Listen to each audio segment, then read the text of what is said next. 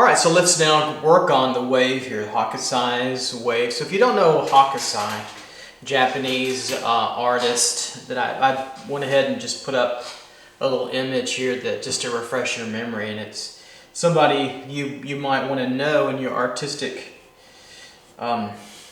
day-to-day learning about artists, especially Eastern artists that if you're in a Western culture like I am, you might not be as familiar with, but he's pretty famous.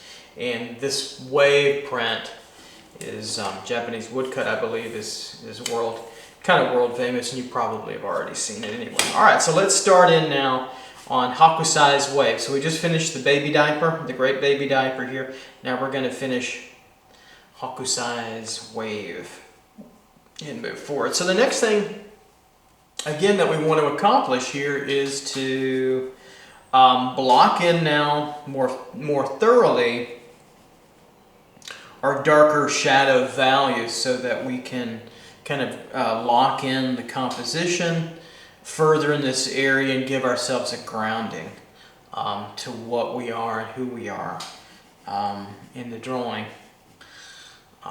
as we're going through, to our eyes at least, and that's how they kind of build what we are and who we are. It was a little bit dramatic, or how are things going in our drawing. That's what I really meant to say.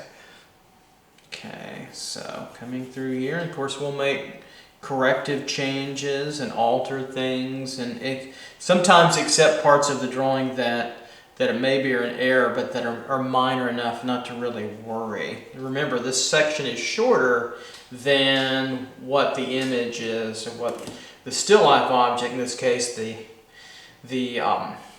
drapery, the cloth, and that's on purpose because I left myself a little, I didn't want to crop it off, I wanted to silhouette it. So I want to always refresh your memory on that so you know why. And I'm okay with it. I left it that way, and I think it works compositionally better. So, all right, so kind of working in through here, this little soft sort of triangular apex, top of an A shape through here.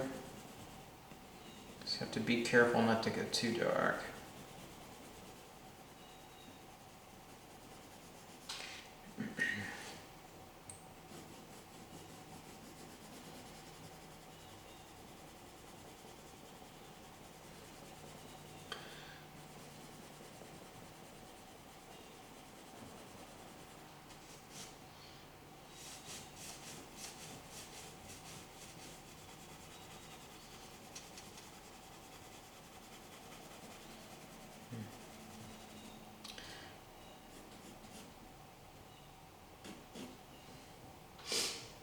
Coming in through here, getting this little interesting little trough-like fold. Isn't it really fascinating how fabric works out? You don't really, it's making these images so we could draw from them. You don't really study everything. You kind of look at it in a general sense, and then when you come back to it later, how fascinatingly diverse and rich the fabric cloth is. It's pretty amazing. And all the little subtle, what I mean by that is the subtle shapes and values, how interesting they become when we begin to study them in a deeper sense.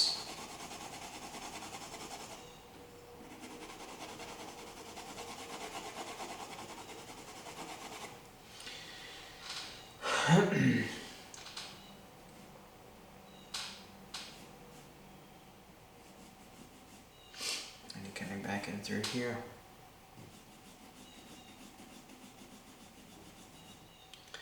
And over.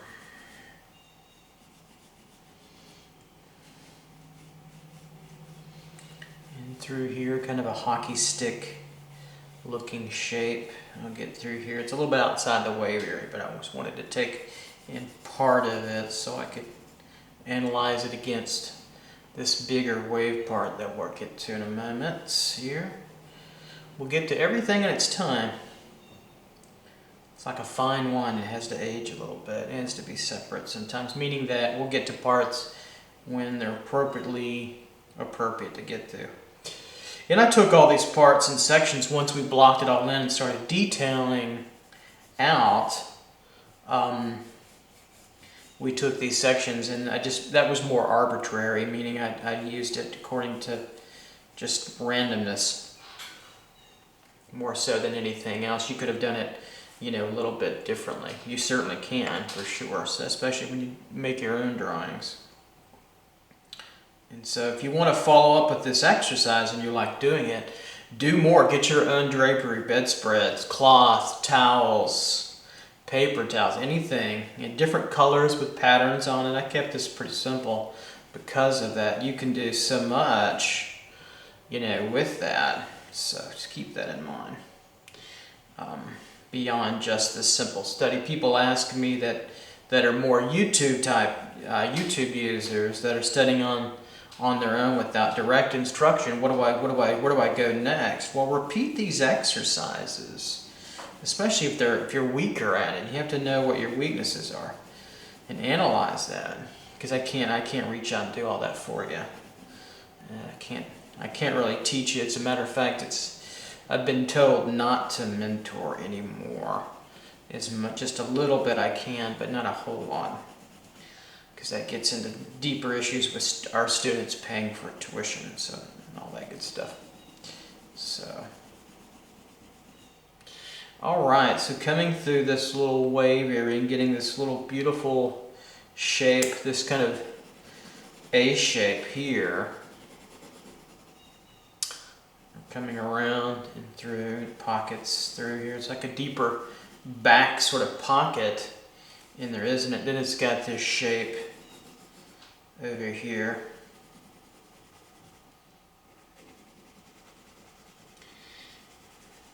And then coming through and over.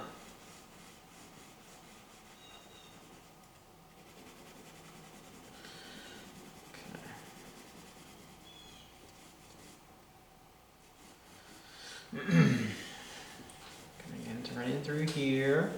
Okay, just blocking in the shadow shape further.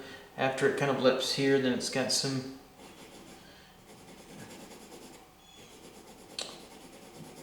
shadow there, and then later on coarse shadow will be there. We can simplify, and then what we're doing is still kind of simplifying, but we're moving forward, and then we can get to more specific things fairly soon.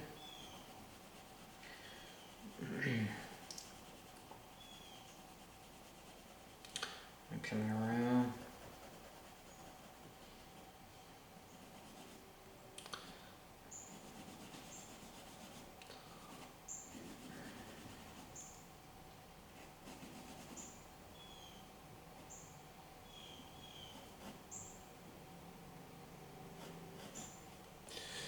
Through here and around. Okay, then just a little while, I'll be starting to cut in with subtractive drawing and erasers to tighten this up and get some of these dark areas to work stronger with these shadow shapes, because they're a little bit blunted right now and a little bit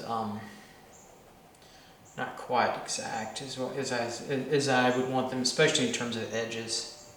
A little bit of shape, but we're close. We're close there.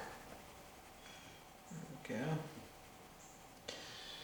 And remarkably, I still have not broken this pencil. I have off camera. I tried to sharpen it this morning and then I dropped it. And then I broke the lead. So I just put it in one of these as it gets a little shorter. These wonderful little holders, aren't they great? They're really great. If you don't have one, try to get one if you can.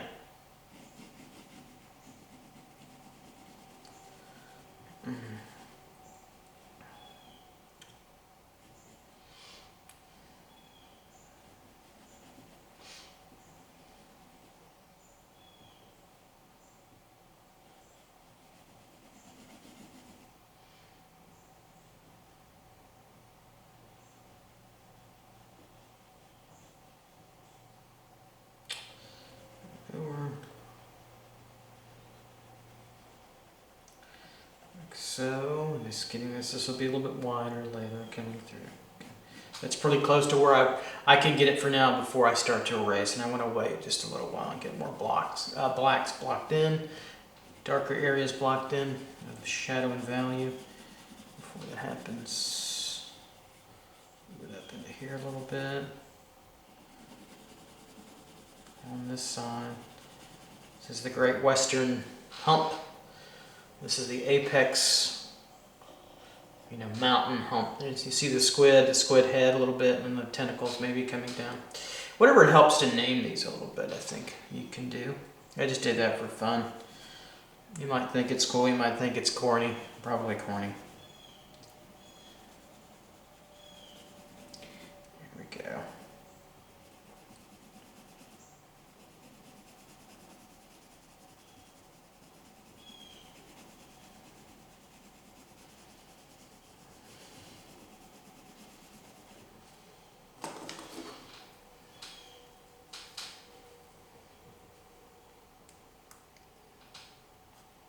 Now I'm going to take a little bit here. And I'm going to cut through here, right to that red gesture line. Here. And then through here. And over. Down the curve. Be a little bit softer later. We can soften that back up.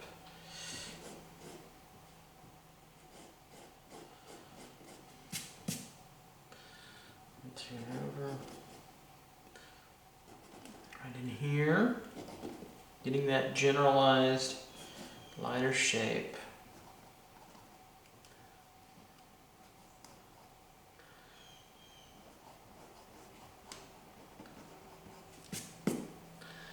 And around.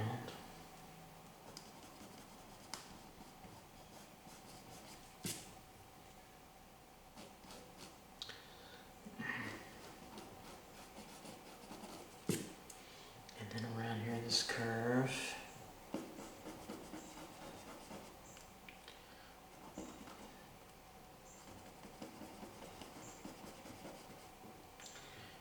And through. Tightens that up a little bit, and then later on we'll come over here a little. And it's a little bit fatter. I'll have to change the shape a little bit. Coming over to this little lipped kind of almost looks like a pitcher spout for pouring water or something, coming up a little bit here as well. This feels pretty good. This could be a little thinner, the shadow.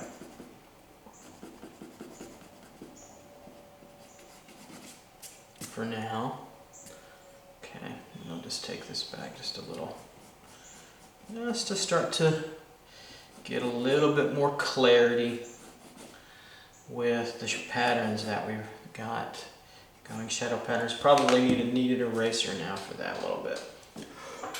Blow that off a little. There we go.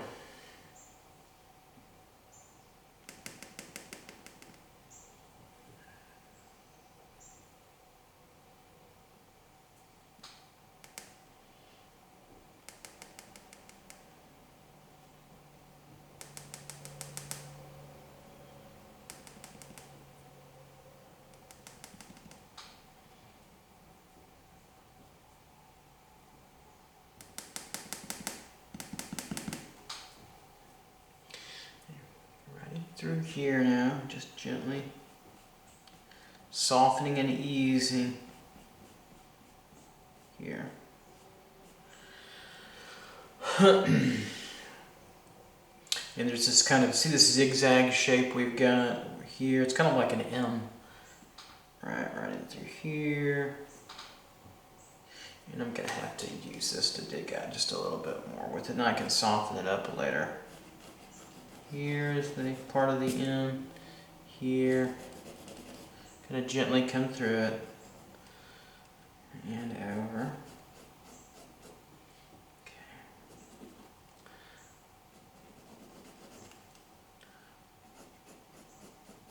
There it merges a little bit. I can start to see it. And up and over.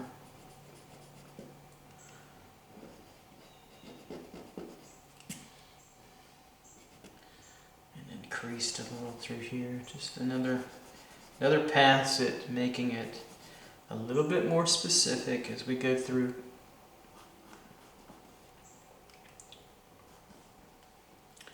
There we go.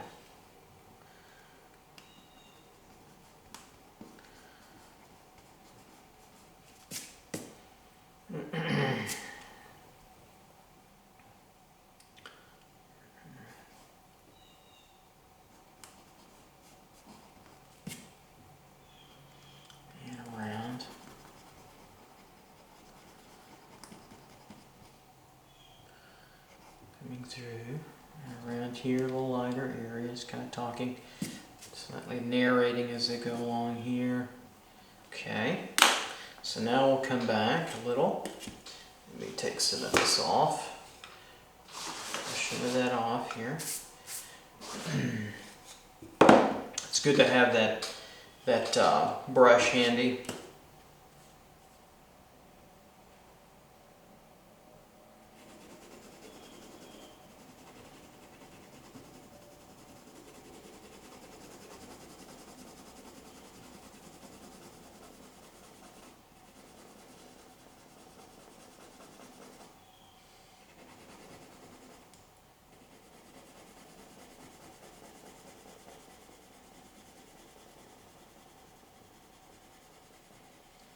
And then down here.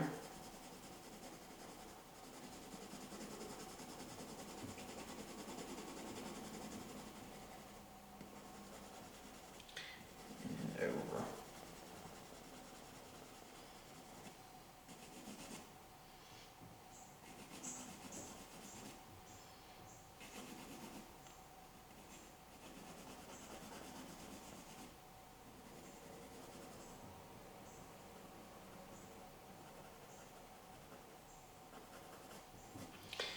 Coming through this M here.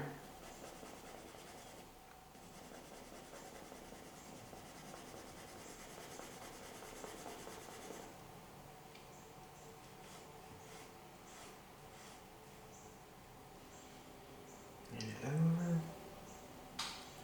And here, just tightening up this edge, and we'll get some of this background tone a little bit. Through there.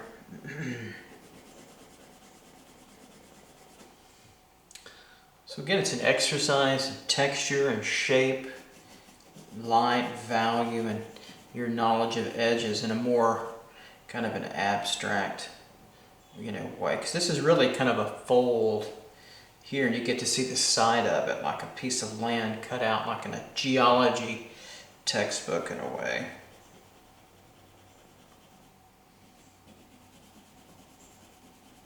Soften that a little.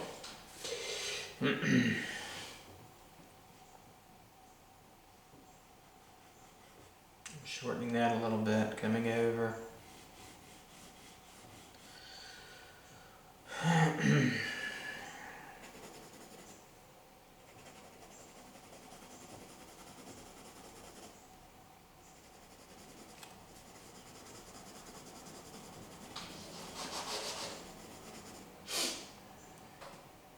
And so again, it just takes a lot of time and attention and kind of a want to really render this through.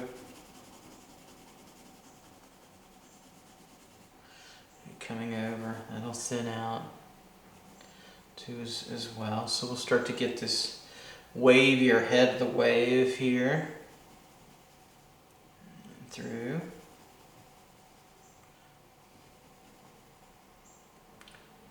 Around, just being very soft and gentle with the stroking technique, not laying down a lot of pressure right now. Just want to see everything sort of come together in a way that's generalized but a little more specific than it was before.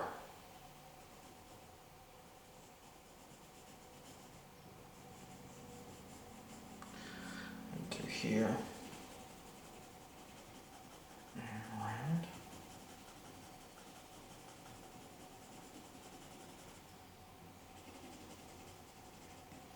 And this nice big shadow here, this coarse shadow, it's coming over, cascading on the back of this and down, much wider than I had it before, and longer too, through here as well.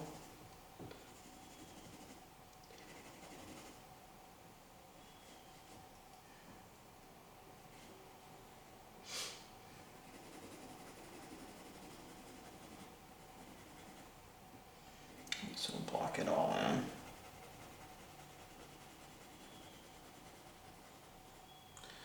in. Coming up and over It's a little coarse shadow there where it's a little, see where it's a little darker? I'll get that in. Get a little darker just for now, and we can really shape that later to its more specific needs and wants in terms of its shaping. And coming back over just a little, so it comes down and drapes over and a little bit lower. I'm going to bring it to about right here because we had to change some things in through, haven't we? We've altered a little bit, which is fine. Coming through this curling, because I'm actually drawing more of the top one here and then a little dark underneath it in between. So I'm ad-libbing a little bit in here. I'm going to actually put all this in dark, actually. And so where this ends, this kind of shape here, it's kind of a leaf shape here and over the line and through here, and then it kind of comes down, folds in here, and all that kind of gets pushed in shadow here a little bit.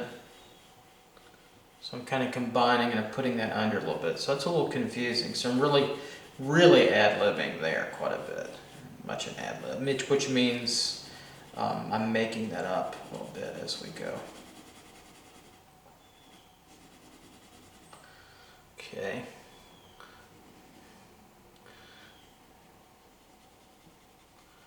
Get through here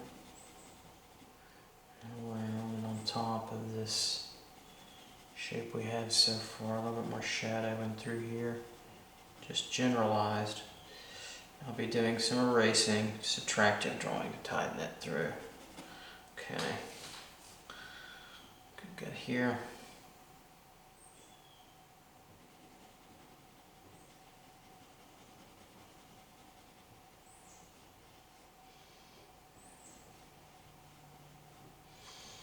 Coming around, and then there's shadow on this other side, cast shadow. I'm going to group it together, and then I'll separate it a little bit.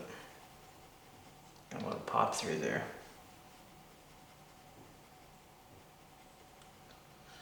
Okay.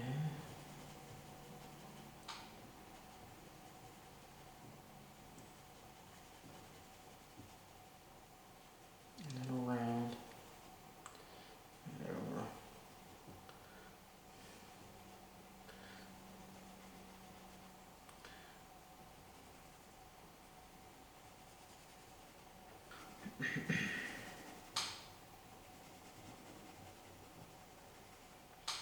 Okay, so I'm almost finishing what is still a very general kind of lay-in of this area, isn't it? So, just about completed with this generalized run that's a little bit more specific, right?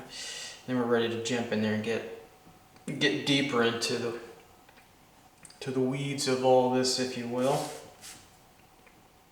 So I'm going to come around here where that real harsh crease is, about right here. I want to get in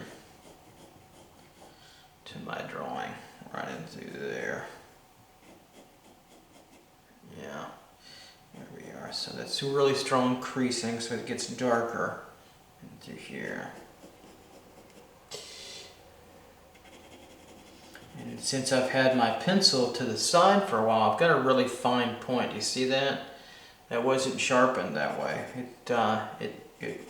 As you draw on the side of your pencil, you can sharpen it later on, which is pretty wild. It's kind of a self-sharpener. Just in case you're like in a position where you don't have a sharpener with you and you're drawing, like sketching, or you lose your sharpener, you can do that on a scratch piece of paper and do that for a while on all sides, kind of turn it around. And what that will do is it'll sharpen your pencil for you. Now you're going to lose lead ultimately, but it will sharpen it. So getting in here, this little tighter crease, of course, shadow right next to it and through here. So we're starting in on more of the tighter phase.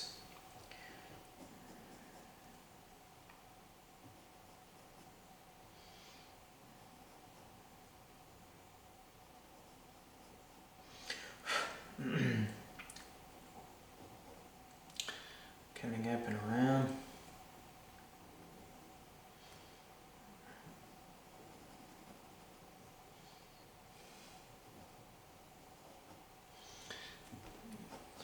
bit. A little tighter phase in here. And around, some of this is going to be too dark and some of this is going to have a folded pleat. So right in through here, I'll take this line up and then you'll see that you get a little bit of this edging of this curl right in through here a little bit. Got these little tiny bugs on my drawing. It's interesting where they come from. Don't know. Getting some of them off. But they hop around, so you get, that's a new technique, bug technique. Just push them down and move them off. They stick to your hands. Something you're learning on the drawing database, how to squash a bug. That's interesting. Okay, maybe not. Maybe it's not interesting. Okay, through here, coming around gently. Through here. Okay, let's take some kneaded eraser now. So right in through here, it's a little softer, a little lighter in through here.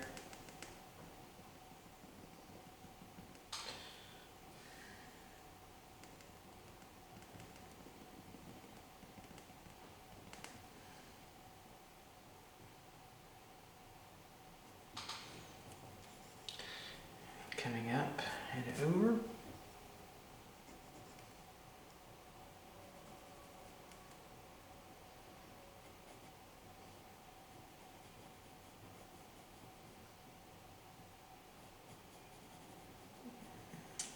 Here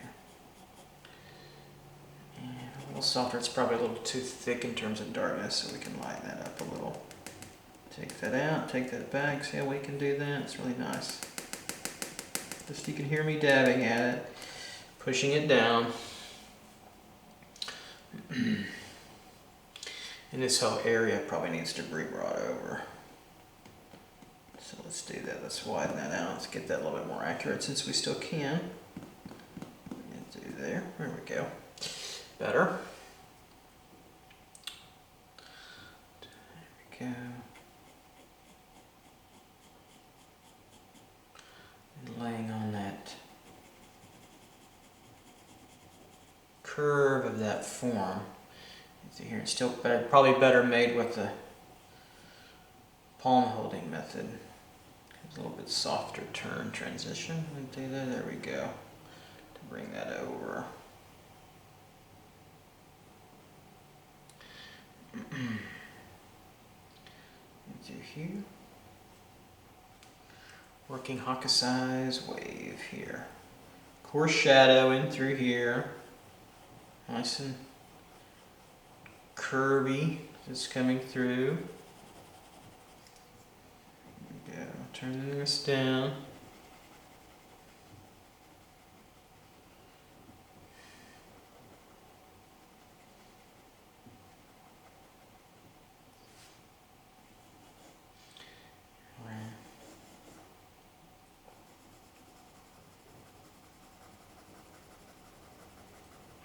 Of course, that will go up a little bit. Just get catching a little bit more of that where that crease is. Right in through here.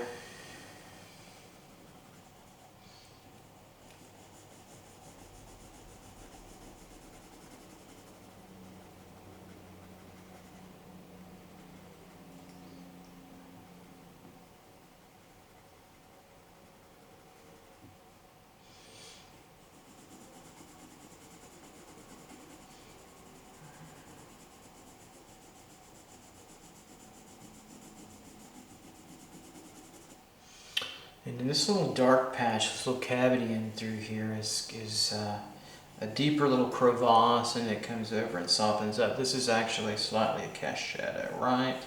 The slightly lighter area in the white and the light in through here. And it starts to come down. And all that's pushed back a little bit in shadow, just a touch to there. So now coming back over where we were, to revisit that. Stronger edge there and over and through. And now I'll get a little bit tighter in there as it comes through and over.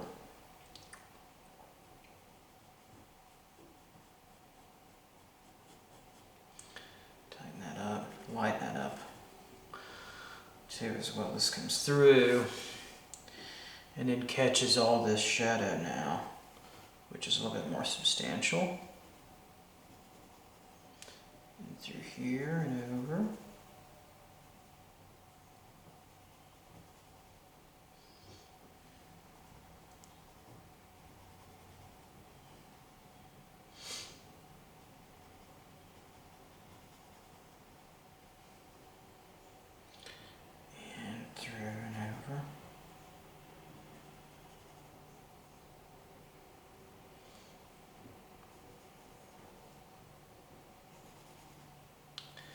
It's a little bit darker down and through here, so we're just working it slowly, working this around.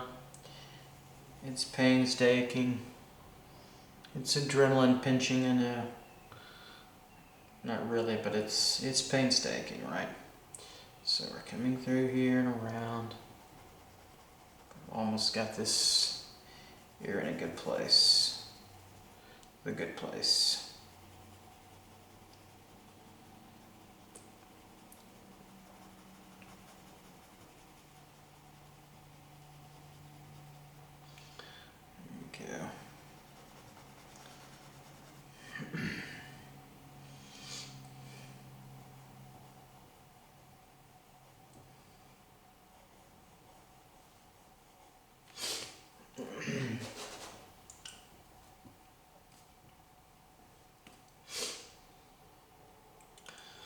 Coming over.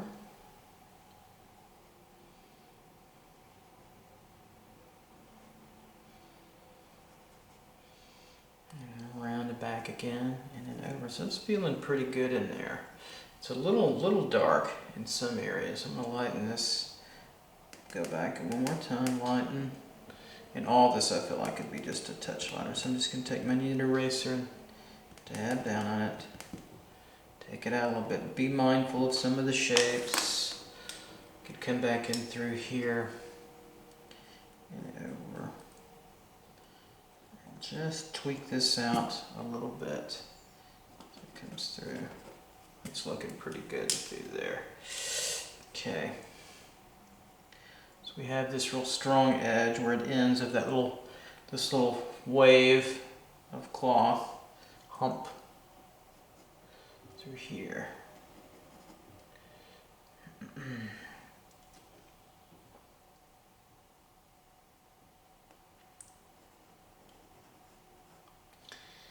And over.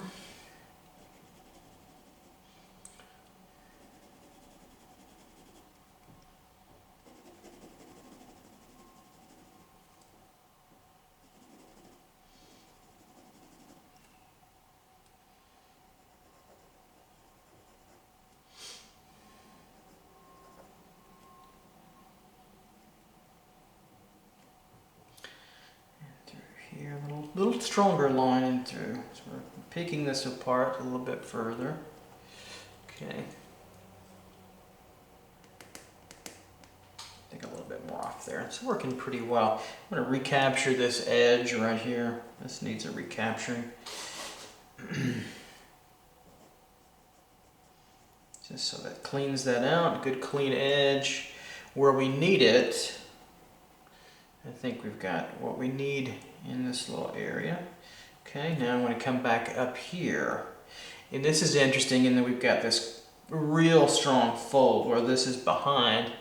This comes forward here, so we can make that line strong. And then right here you see an implied little light line right there. And it's got this shadow coming down, which is a little lighter than what's next to it, which I'm drawing right here.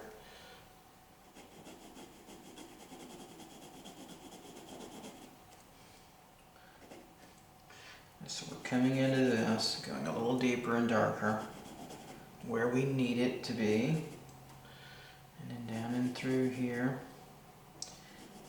Go there.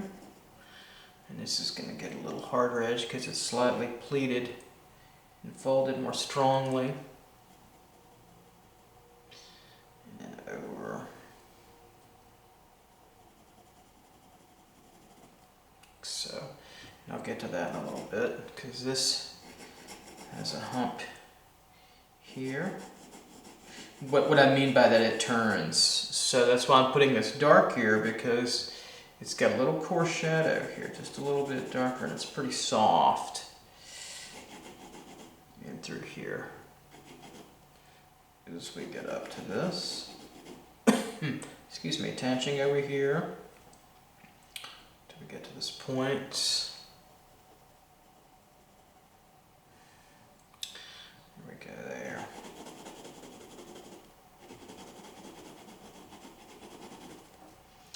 Just a little, letting this dark fade, so you have to let it, it's just a little darker than over here because this is reflected light, but not too much more.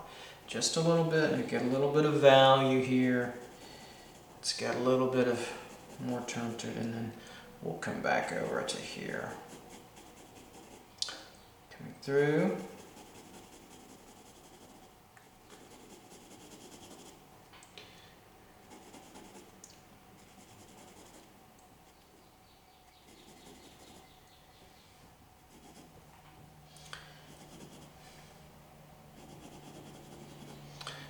Just kind of letting this starting to turn and do its three-dimensional thing as we're taking care of kind of 2D qualities, light, value, edges, contrasts.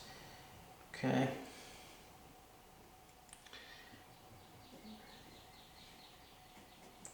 So I think of it as 2D and 3D. My head pops up for a while, I analyze, and I come on back down and I draw and remember what I just had. It's this really quick, short-term visual memory. It's wild, isn't it, that we do that.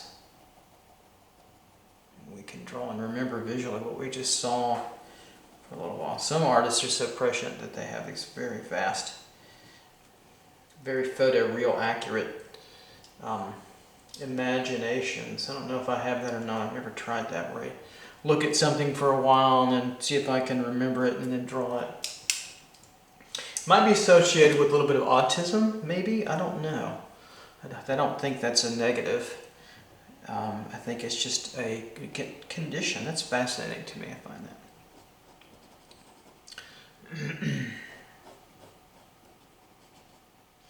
that. So softening in through here, going up and over, now really tightening up.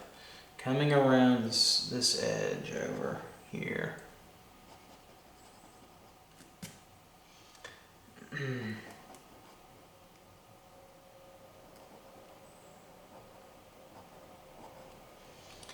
then around and over.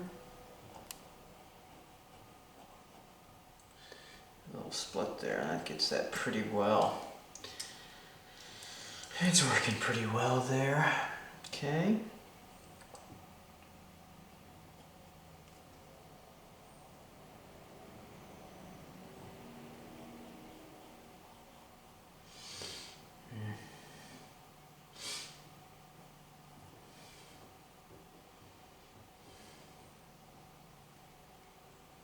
Up and over and through here, and we get this little space between these two little ridges of curving value, don't we?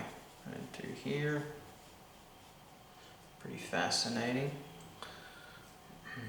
Okay, see how that's a little short between that fold and where I missed that a little bit? I could bring this over. Who cares? It's not important, isn't it? It's really not important if you miss a little bit.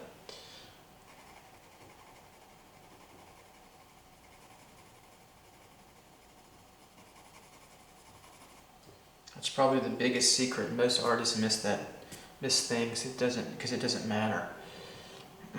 It's an expressive interpretation, even in traditional, very strict, kind of good scale and proportion drawing. Unless for some reason you need to bring out measuring calipers and measure things so precisely. And that is some part of some people's art. Certain conceptual artists may need and want to do that, like a silhouette. And a conceptual painter, drawer. Okay, so I'm not going to go into this little tunnel here yet. I'm almost there, but not quite. So I want to work this a little bit more. softening here a little bit, this curving, this transition over a little bit further.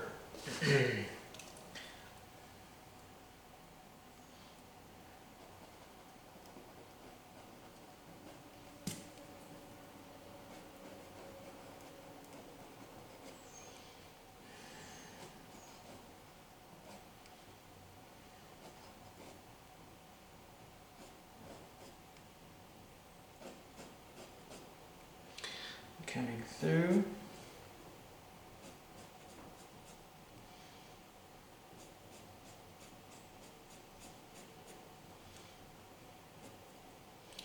And all the way down to this little kind of point here, a little bit defined there. So pretty good positioning on that, I think.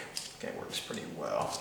Take this, brush that off with our trusty brush. Just tedious, but it's coming along well. I think we're getting some good headway there.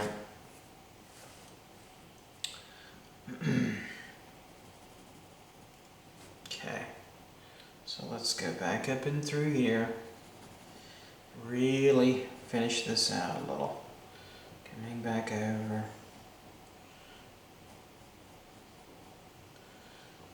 Going through there, returning.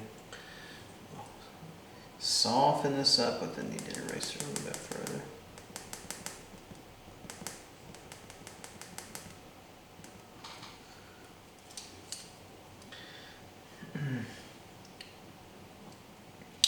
So we get that strong dark, and then there's some shadow next to it.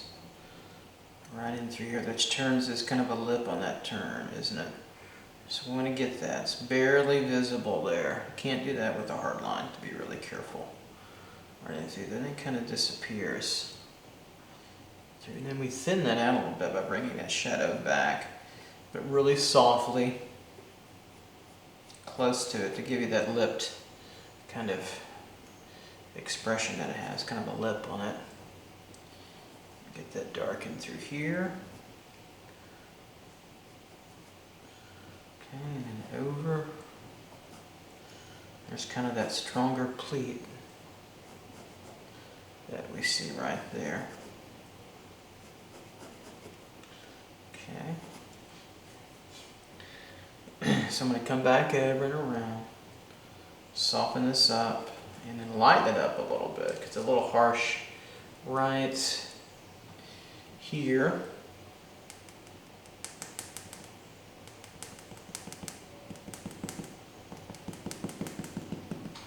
Take that all off back a little bit, come over to it. And through here.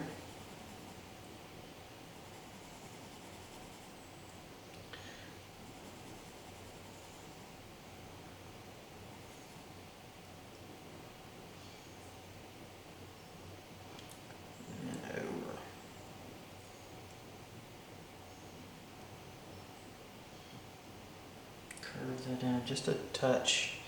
It's a little hard edged right into there. Okay, so that's starting to work now for us. Over, through a little. Feeling pretty confident about what I have here now to where I want it.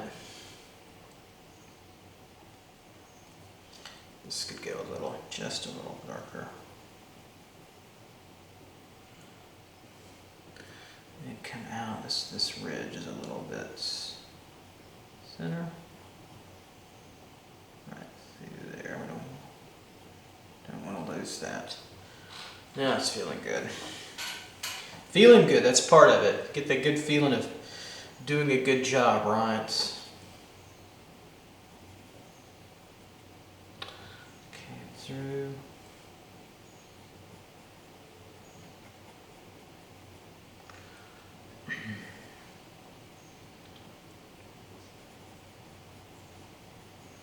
And over a little bit. Okay, this thins out a little.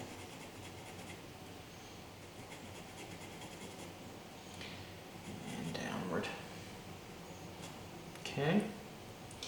So, I'm pretty happy with this area right in through here. It's pretty much I'm going to call that about finished now. And so let's take on this core shadow here, right in through here a little darker. There we go. And then start to bring over the core of it, the darkest part of it, nice and soft. I'm just barely laying down any pressure so it can just run over. It's hard to see the marks being made on it, but they're there. And we want to start working now downward and getting to this kind of leaf shape, this bowl shape, in through here.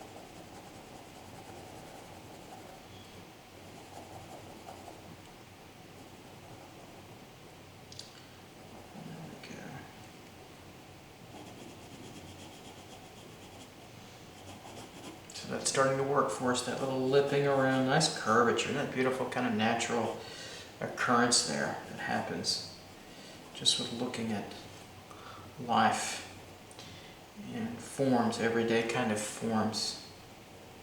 So we have this going, this will jut out. All the shadowing through here is probably a little dark, and I'm going to tune it up a little bit just to make it a little bit more accurate. In fact, when I can, I want to do that if I haven't missed it too bad. There we go.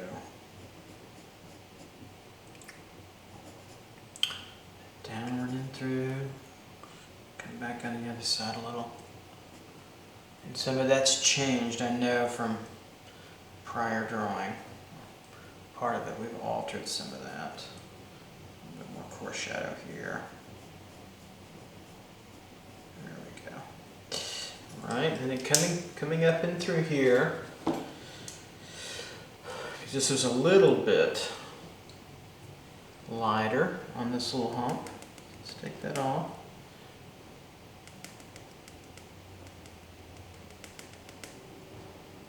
There we go.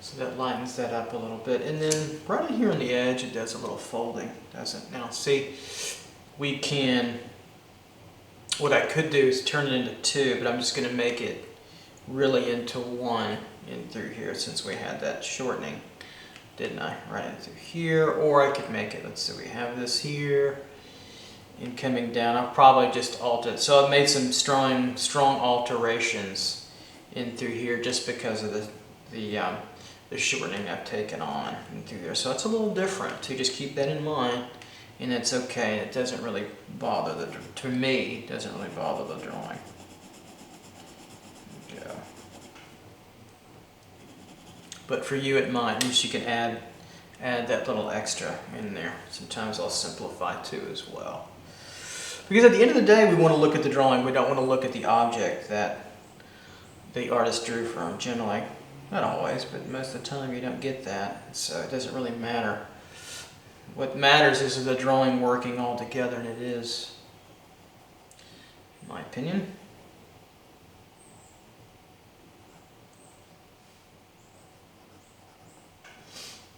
Okay, so that softens up there, so we're pretty much, I think pretty much good in there. Maybe a little dark in there, so we come over. So I'm working this inside in here, going a little bit darker where the bottom is out, a little bit of that fold, okay? And we can start to soften here.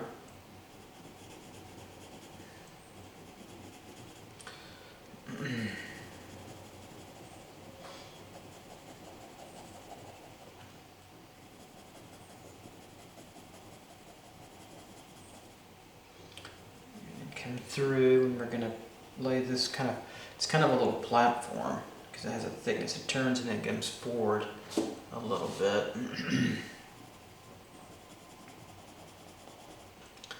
And coming over.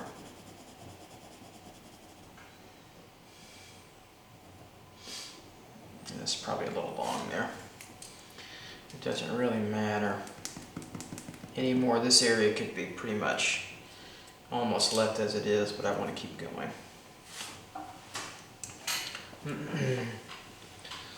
coming through, so we're in this kind of dark patterning here with this pleated fold and this little platforming out a little bit.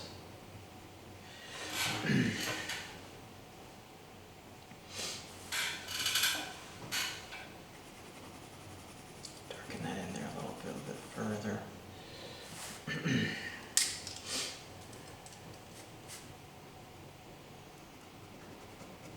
Catch this little edge here to make this a little stronger. Don't worry about making minor mistakes. It's okay. Don't worry about it. Don't worry about it. Get your edges, your contrast, your values together. And if you miss a little shape in somewhere, nobody's going to know it because nobody's going to be looking at the image that you worked from. Trust me. If you can. Trust me on that one for sure.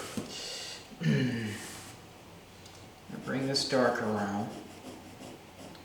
That's ad-libbed. So I'm kind of using that extra bottom curl now of the drawing to get that.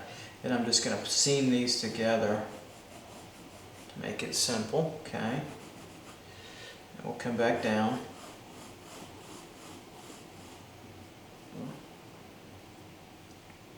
And we get this little fold into here.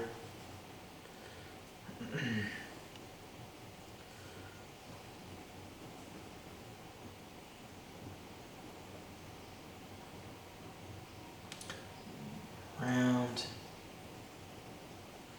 and over, so just work on it just a little bit of time here and there.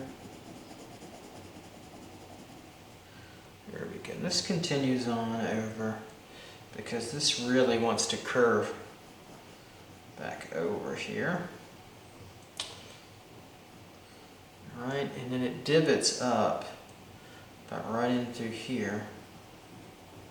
It's got a little dark pocket, slightly darker pocket. And that faded on over to another curl we didn't get to. That was lower, and so I'll just bring it over just to kind of reinforce this movement, just bring something over. So this becomes a little bit more ad-libbed now. Right in through here. Through here we can go a little darker. You can kind of do what you want through here, or I can. Your drawing might be better, more accurate. Hopefully, maybe it is if you want. If it's not, it's okay.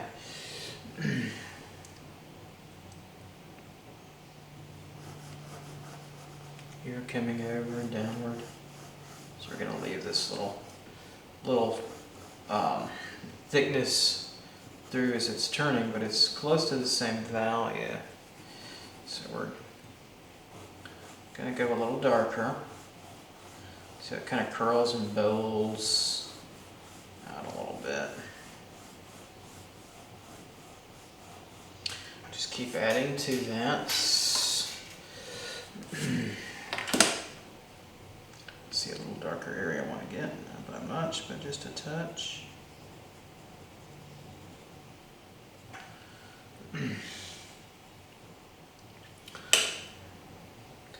And we're going to take this core shadow, soften, turn this a little bit, because it actually doesn't just disappear, it comes in down here where this darkness is here, a little bit darker, see that, and it comes over, and it keeps going, that's part of this, right in through here, then we get this extra down and through like that.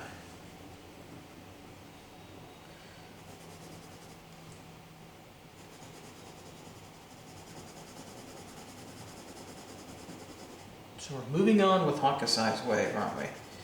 Getting a little closer every time.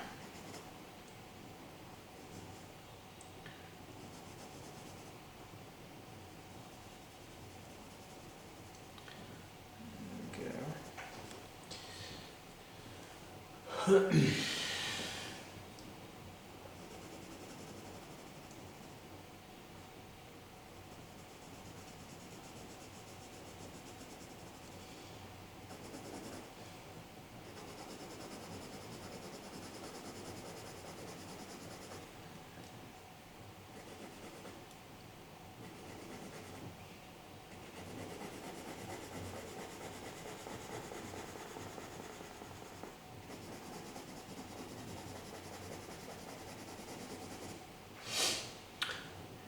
Come through and around.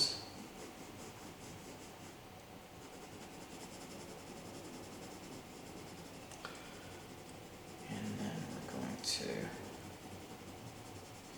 slowly just continue to soften this core shadow, darken a little bit further in here. It's almost the same value as that deeper dark, but not quite. Needs a little bit more in through here to really work well.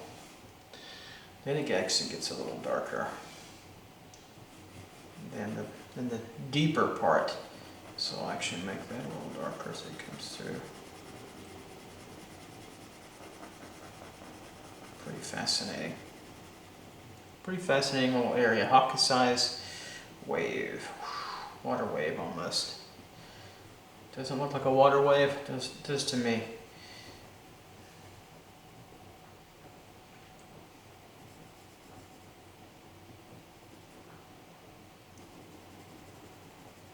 Soften that and through a bit further.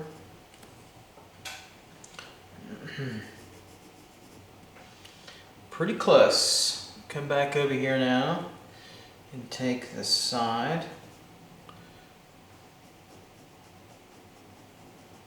Just a few more little detailed areas. A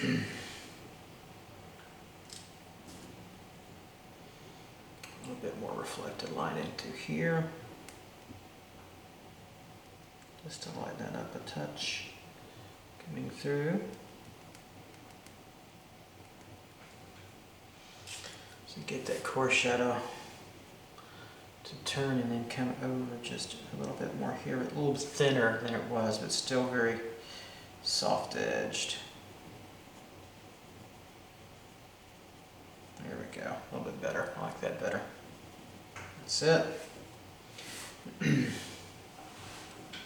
So over here, we're just going to simplify this through this little bottom. It's got a little, going to ad lib here a little bit where this is a little bit lighter, and then down through here this will go darker.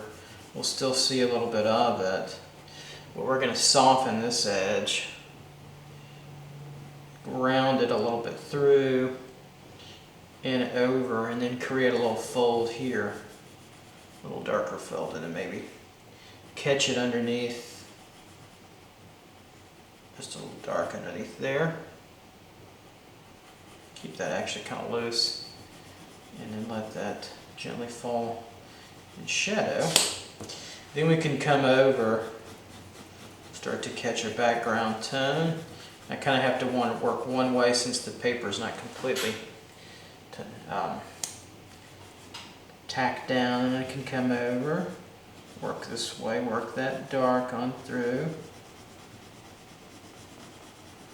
I want to make sure that's a darker value in there, so we have a lesser degree of contrast in here.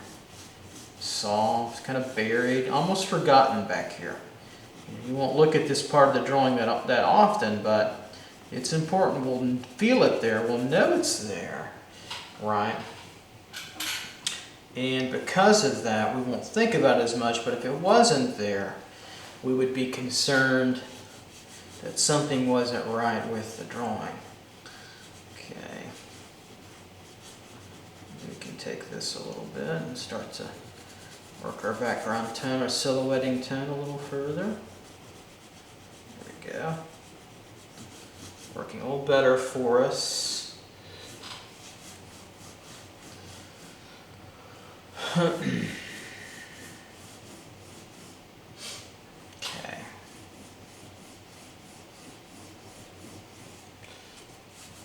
Like so.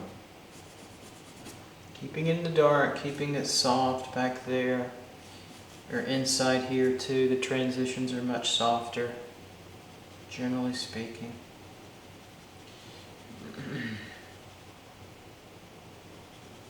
So we'll keep going.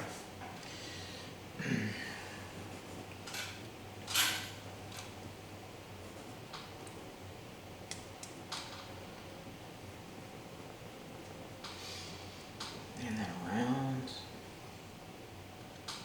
And over. So now we're coming into the back side of the wave, kind of the arches here. Through here.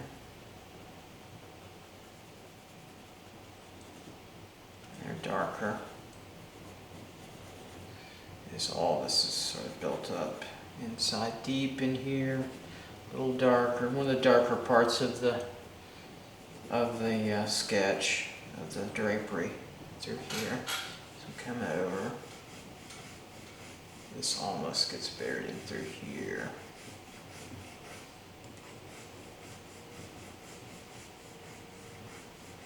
And we'll pull that out later with a little darker background to work there.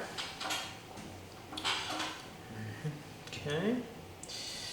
And this has got a little ridge here. Right across.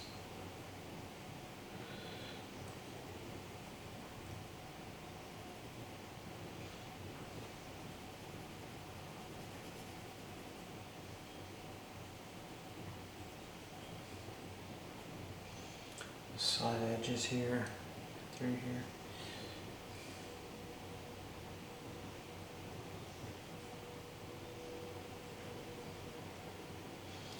And down and over a little bit, just a touch darker. Emphasize that a little bit more, not a whole lot. Coming through there, I think it's working pretty well. Strengthen this edge here. Go a little bit darker actually, right into this area. But not by much. And if we need to lighten it up, we can.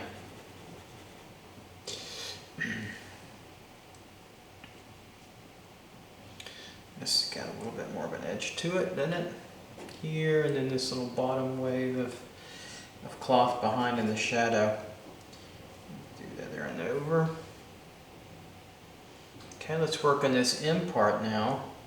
Can you see the M shape right in through here as it's working? Right up and through. So we'll start to work in this area now. Okay.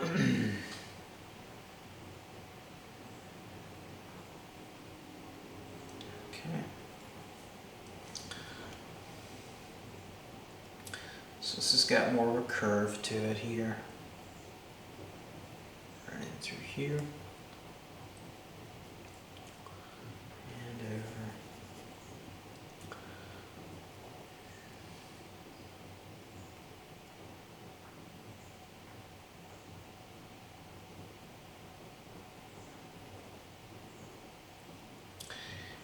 Coming around and over. And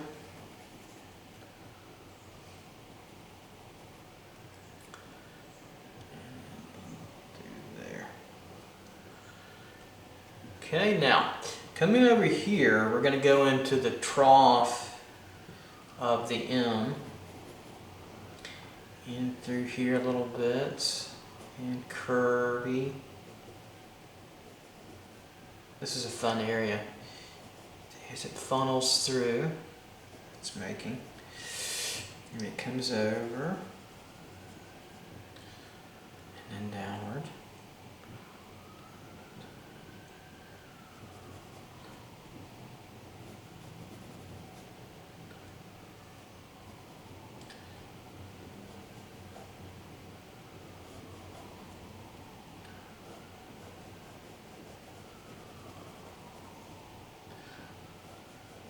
We'll get this area tightened up a little bit later as we come through.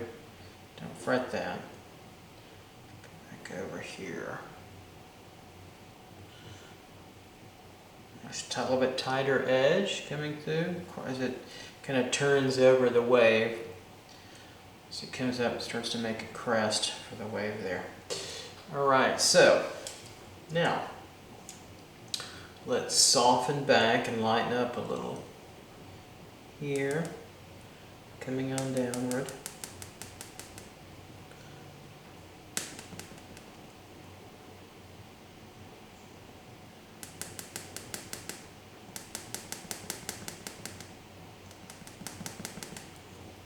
There we go.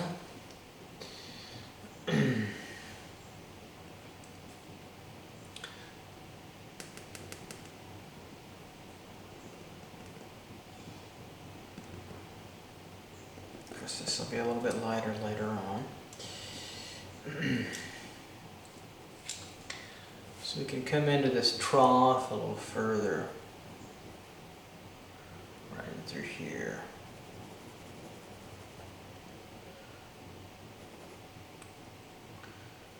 And then out and over.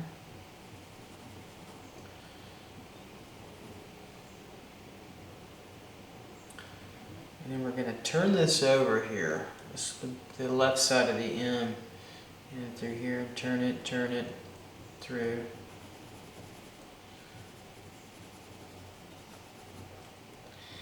And then it gets a little pointy as it comes over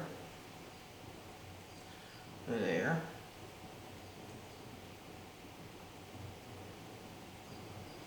Pretty dark in there. It comes on down, and down right through, and over a little bit to define it with a little bit more dark edge in through there. Doesn't it? Running through and over.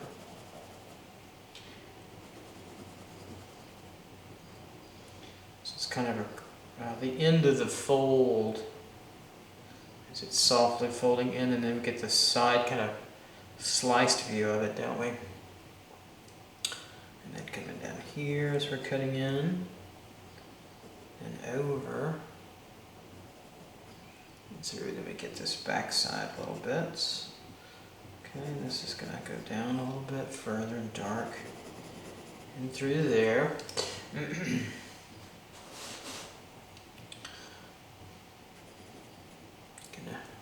Erase back into that in a moment too as well. Through here. Okay, kind of coming down. Gets complex, doesn't it, to work this little M shape in. There we go.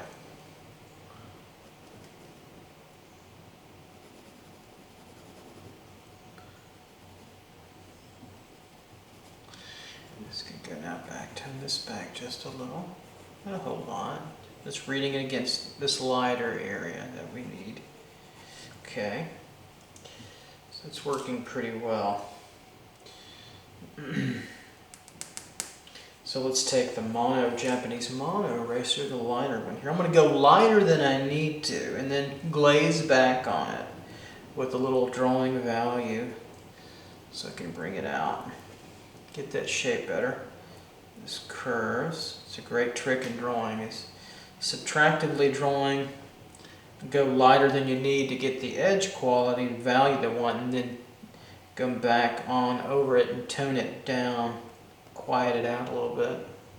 That's the right word. And just kind of just fade, so I'll kind of drag this and let it just, see how it starts to hang downward. But it's too light. Let's tone that back a little bit in there. And I can catch this edge further.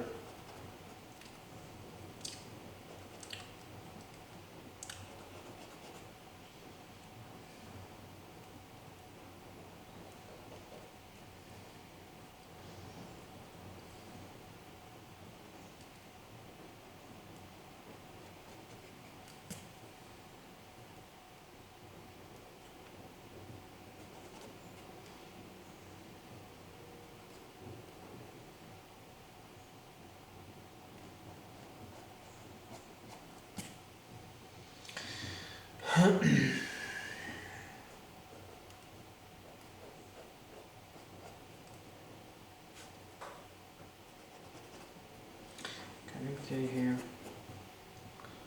And downward.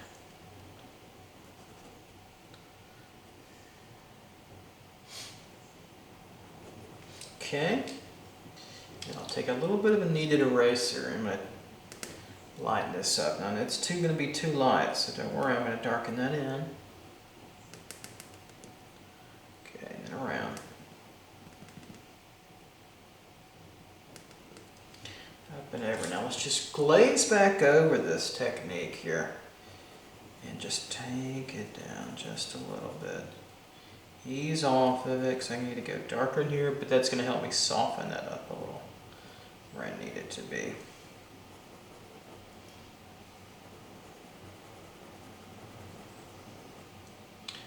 You don't want to forget about your shapes within your shadows. This little folding that goes on through there.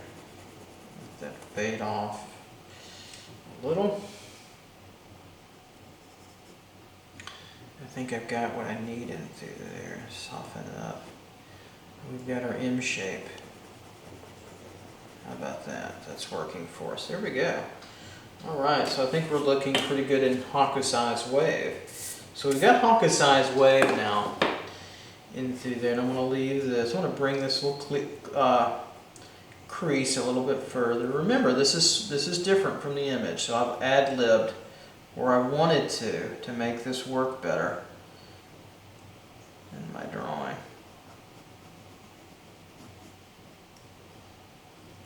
So I'm making adjustments and not really looking at the image right here. Just bring that over. This might come right in front of that, so I'll need a little stronger edge, not a whole lot.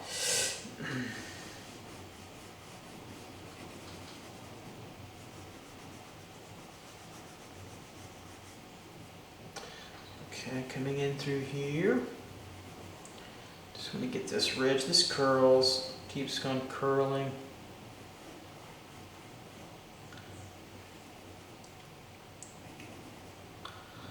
To here. Right, like so. That's ad-libbed to a little bit as well. Okay. Alright. Let that paper do the work for us, sketch paper. The cheap sketch paper there. Okay, so now we're ready to go into this lip area, which I really like. So let's see what we can do there with that. So we're kind of out of the wave, Hokusai's wave here, and now we're kind of in the last home stretch of the Great Western Hump. It's like a camel almost. Alright, so how do we tackle this? Well, prayer might be now. We don't need prayer. We're okay. We can do it. You might want to pray if you want to pray. It's not for me, but so we'll come over and we'll catch here. Okay. And through. Around. Now we're going to catch this lip on this side. Okay, and out and over. Let that come over through here. Okay, this is going to come back on in here. Make this a lot tighter and greater. Better. Because it's going to work this way. Fade. It's going to fade a lot more. This will be darker anyway. Great Western Hump, and then we've got the lip here, and of course we just finished the wave, Hokusai's wave through there. Okay. How many times am I going to say that? A lot, I suppose. Now, working this is kind of like a pitcher, almost like a still life ceramic or porcelain pitcher. It's kind of the way I see it. But anyway, it has this little curve here, and that's where I want to start to tighten. I'm working in the dark shadow so I can define the line, and also with a stronger edge, which is going to get really definitive. Okay. Down here.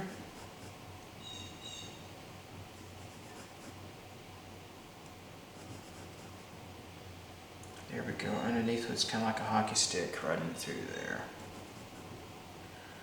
Up and over.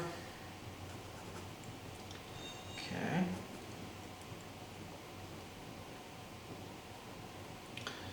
And then downward.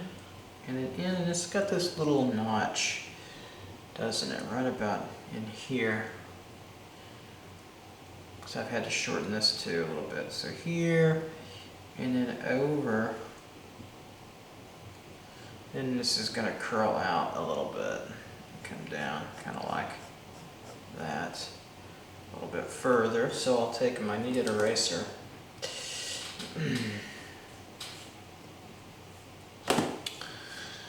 Okay, right in through here, around.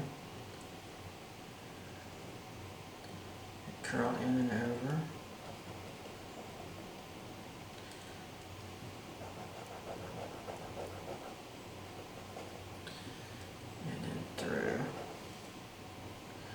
And then this will lip over, won't it? Okay, so we're getting a little better.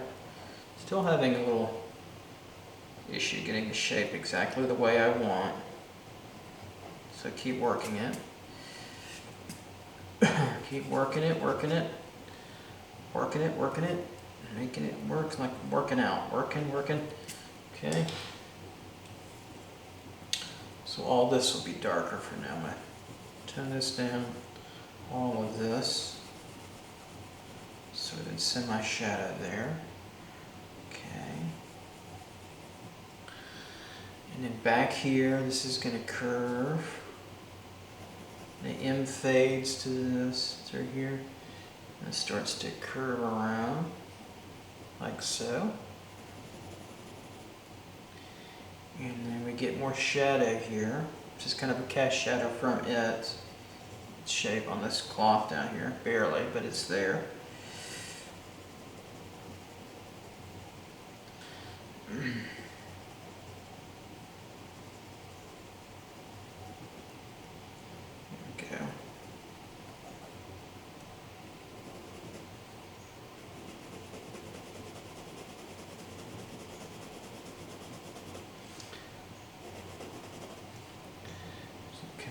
Down, round it over, a little darker in through here. It's barely visible there, but it's just little subtle things that make this work out a little bit better for us. Okay, so now working this dark a little bit, we have to be careful. It's not too dark in there. This has a little lip that's catching shadow too. Right where the dark ends and that little medium value tone running through there, it's got a little edge. And then it's a little lighter and then it goes a little darker as this turns over a little bit. And there's a little shadow under here to make that stronger edge. Okay, and around. Then we're going to get this lip of the bowl.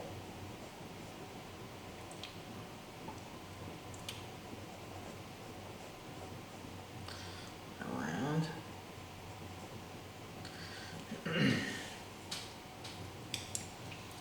Let's catch this lip further.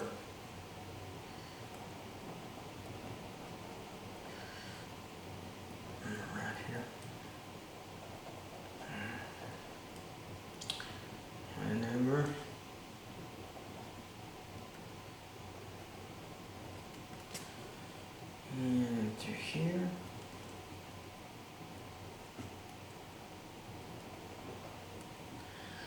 And through this way and over. Now it's kind of going to fade out a little bit later as we come through.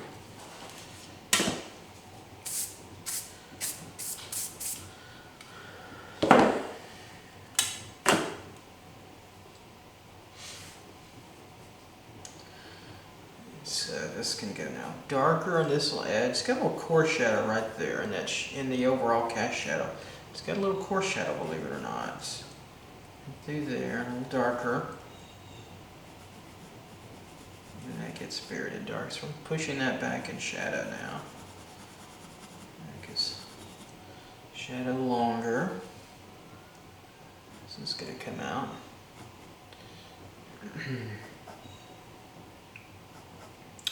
And then through, and then this kind of pleat, it goes all the way to here, doesn't it? To give you that little transition, flat, and then here, and then this is like the shelf part of it coming back down.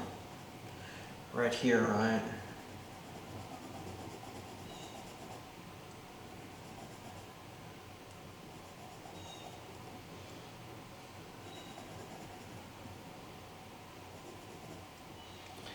And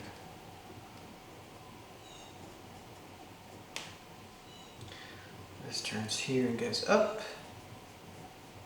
This little bowl is really nice. A little kind of shadow here. Kind of soft. It's got a little bit of thickness to it. Okay. And it's even up and over here. This is the pleat here.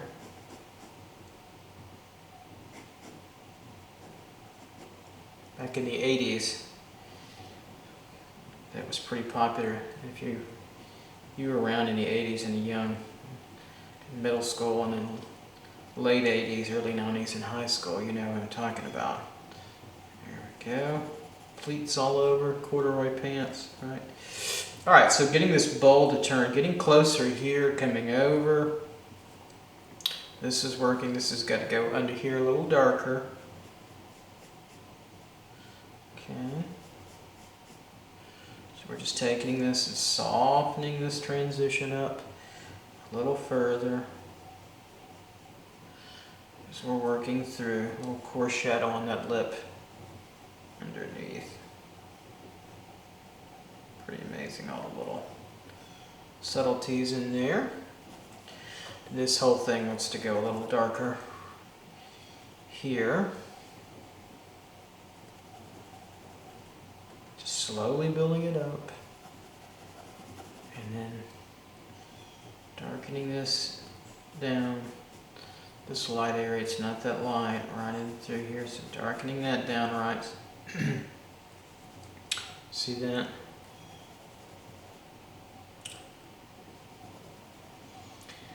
Into there and over. Through.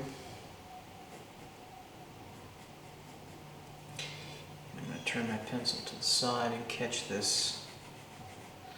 Kind of glaze this down, put all this in shadow a little bit further right into there. We go. A little darker.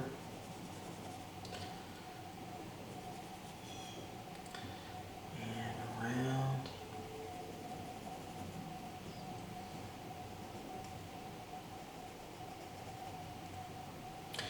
Catch this lip, pretty much a strong little dark edge here, a little coarse shadow where it's turning away. Kind of works as a cast shadow. And up a little bit further, the kind of defining edge now. Up a little bit.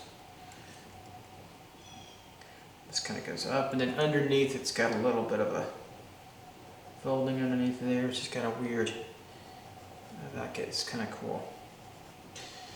And then coming back down a little darker, glaze down a little bit, let that fade off in a softer edge a little further. Because the lightest area is about running through there, so I'm going to take this down a little bit here. Okay.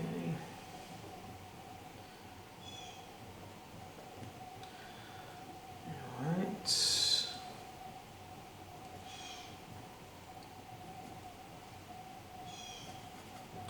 So it's feeling pretty good in there, a little darker.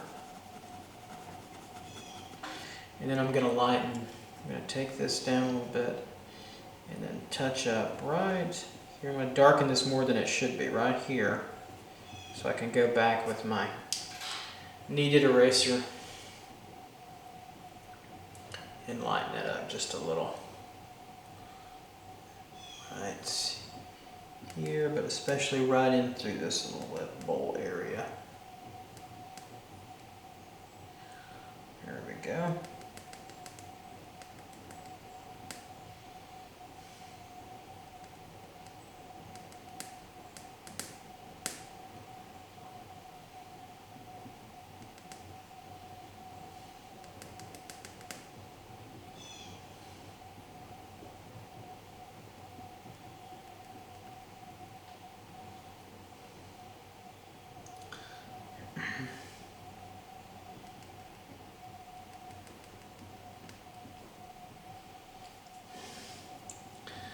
Okay.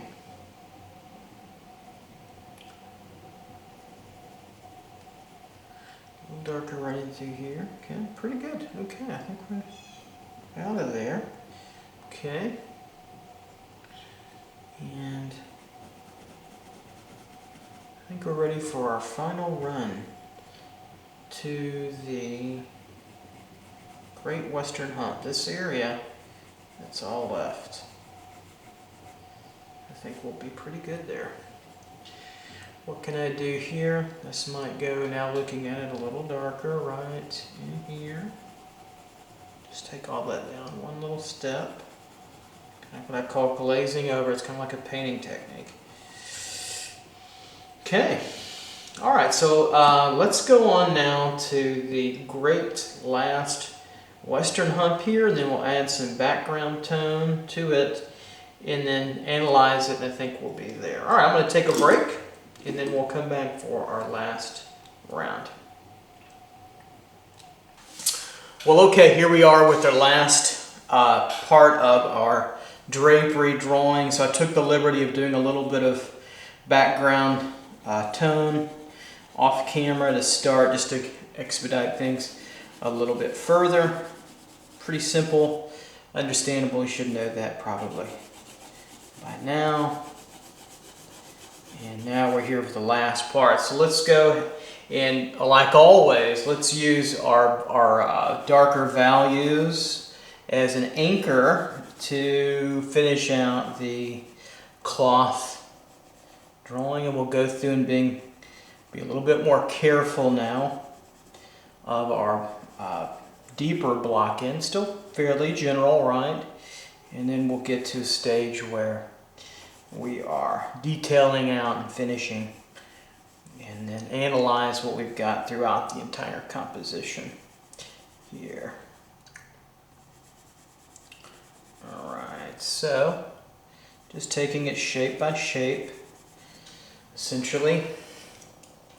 Since we're still in that blocking phase, a little bit more flat thinking, even though it's three-dimensional.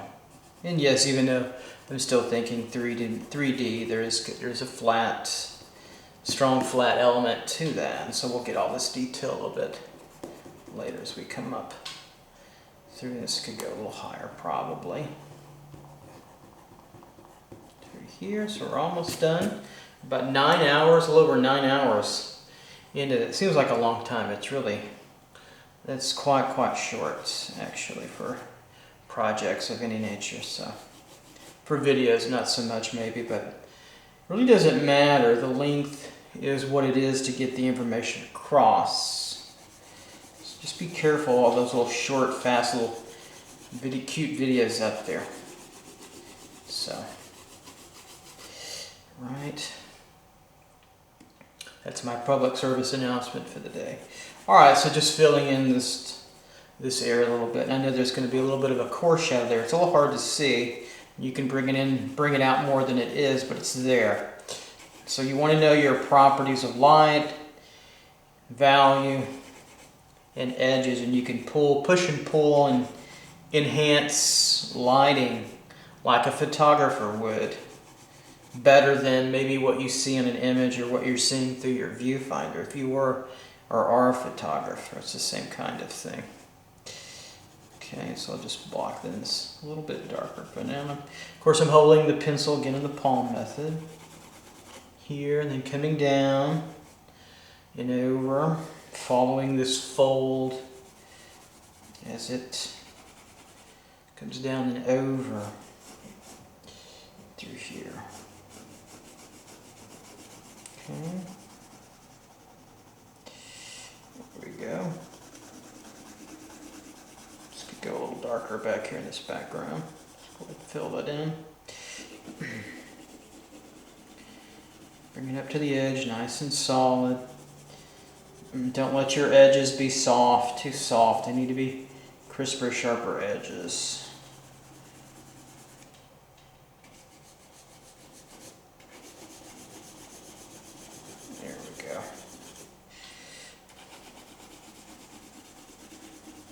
It through there.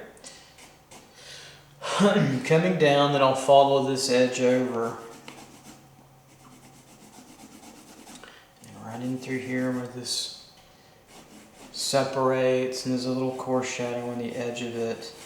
But we'll get that separation a little clearer with just the edge. So it's hard to see, but there's a little reflective light in between all that. So we'll come up here and go a little darker with the shadow shape. And through here, this might come over a little bit further, like so here, and then downward to bring that over.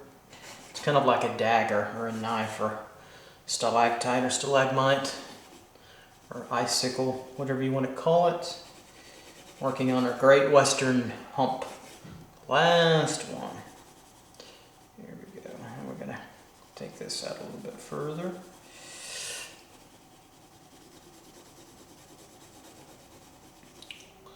Okay.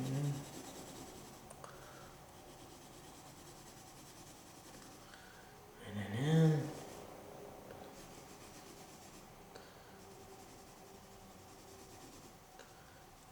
Around, and then kind of coming through here and clean that up in a little bit. It's so specific that I don't want to get too deep into it.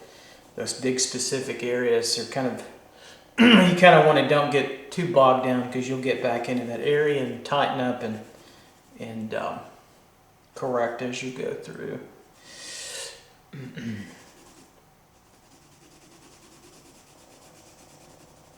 And so we have this here. Coming over and coming through. And just feeling that form through here and over, and picking up down there, and then here we're going to pick up all this again, right in through here. Picking up all this. There's a little bit more of a pleated fold there. And through.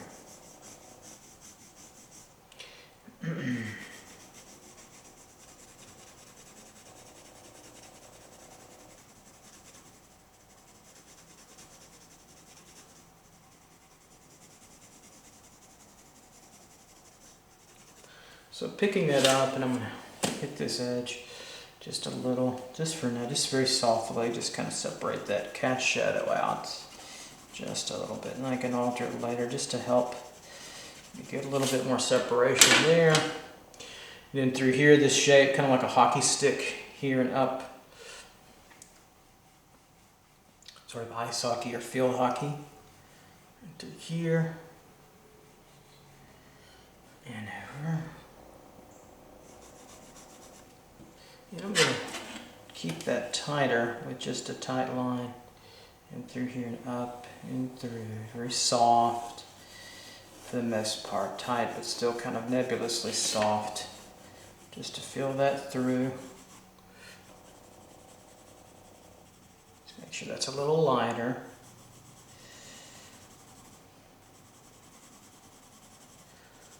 And then coming through here, up and over. Okay. And there we are here. Okay, and then down.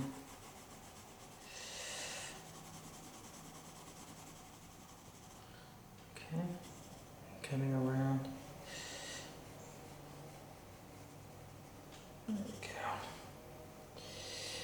we go. So in the back part of that hockey stick there, if you will. Here and over.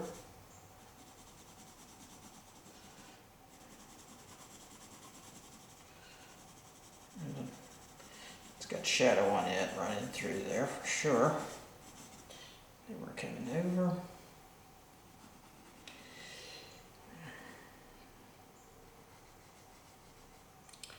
And through here and over. A little bit more shadow in that area. There we go. I think we've got now a better generalized block in now. So I just want to pick out a little bit of this light for now into here so I can see it a little bit better. there. Okay, got that. Okay, and over through here. There we go. And then that's the hockey stick part, and then back over here you see a little bit of a shadow over here.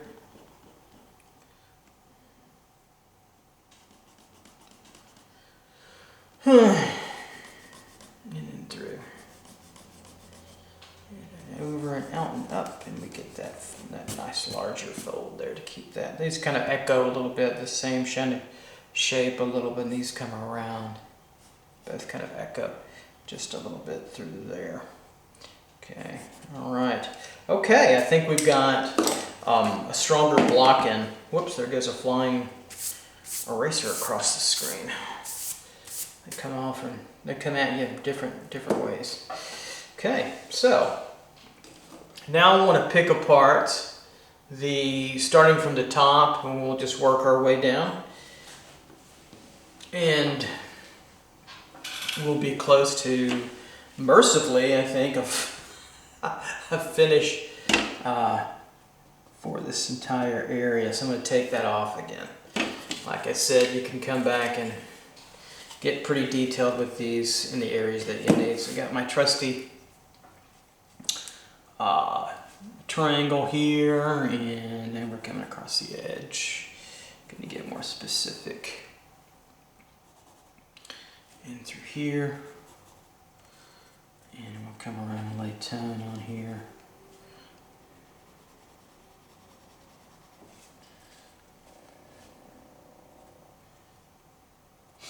Come around the top and over to get a little bit of the edging of that with a stronger line normally to hit that edge, and then over to the top, right, and then downward.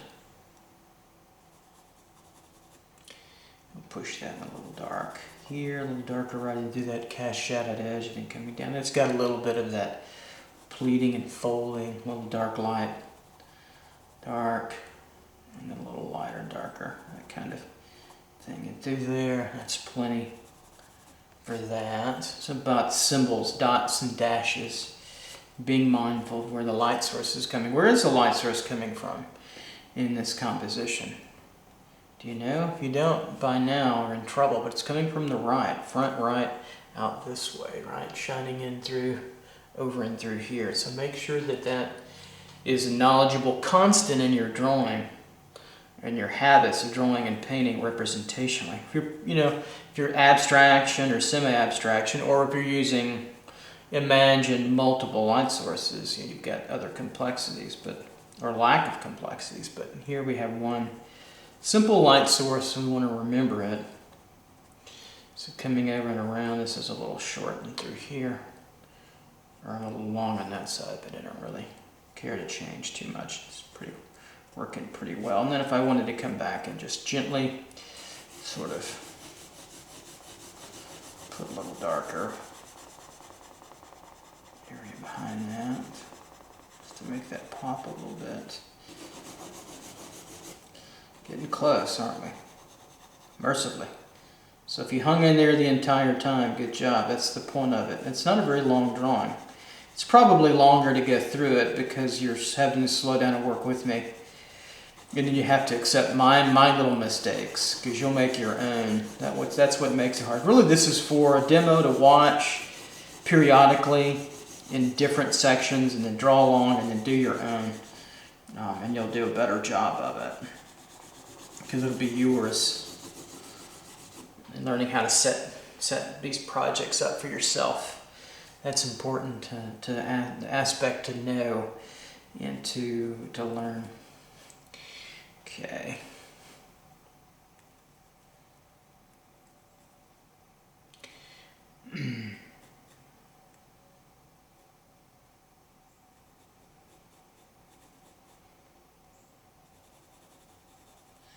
Here a little bit and coming on through. Over and around. Get a little bit of that red gesture still left, but that's okay. There's a little hooded hump in through here where all that kind of comes together in a tight tight way. There's some thumbtacks that are tacked to the wall underneath that you can't see. That's why it's so bunched in there. Bunched.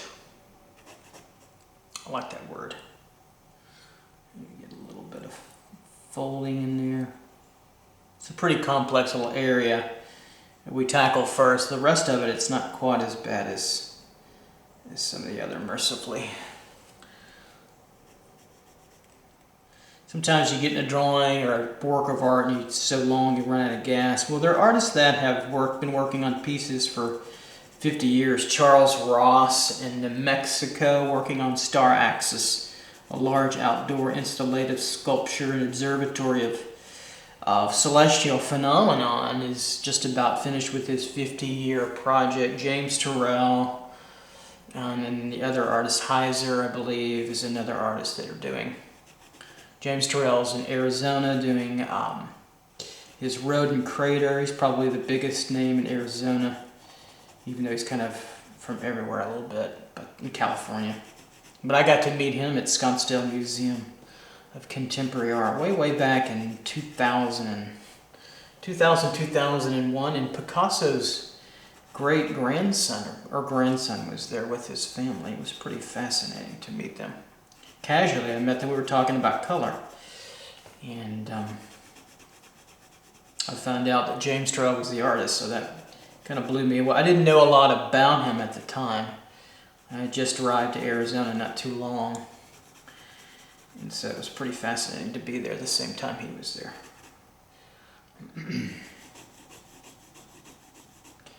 Okay, just getting these folds coming down, this coarse shadow through here to come down, and through here, and then softly, gently fade that off into all that complexity there. There we go. And so some of this will be a little lighter in through here. I can pick apart that just to get out the light source a little bit. Back again, folding, just to get the essence of that. And that's enough there. Now I'm going to come over here where that apex sort of fold here comes through there. A little curve, and then it widens, and then it thins out, right? And through there, okay, comes down right to there. Okay. Alright, like so. To make sure we get all this correct, or close to correct as we want it. Then this opens up again here, like so.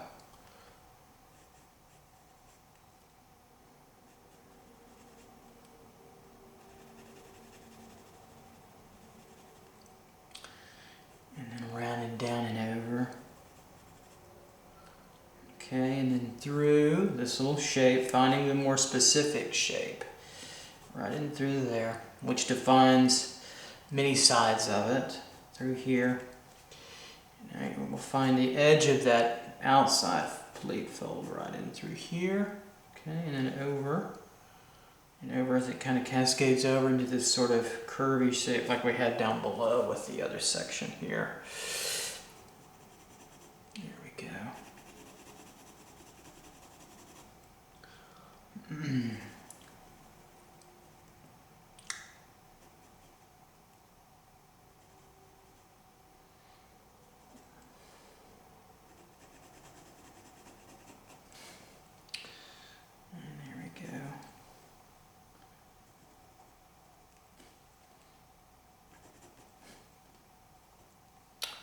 And then around, and coming through, so we can find these shapes through here. See that?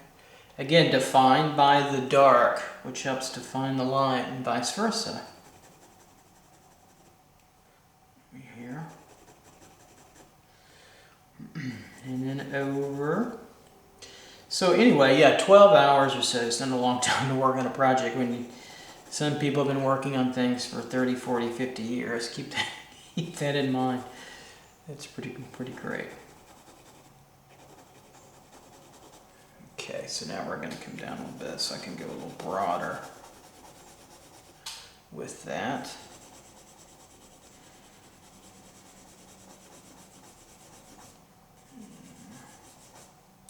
So it's going to come over a little bit later. Kind of wrap around. There's a cast shadow coming from this light source hitting it. This wraps around to get that, because this is rounder later, and we'll take care of that in a little bit. There we go.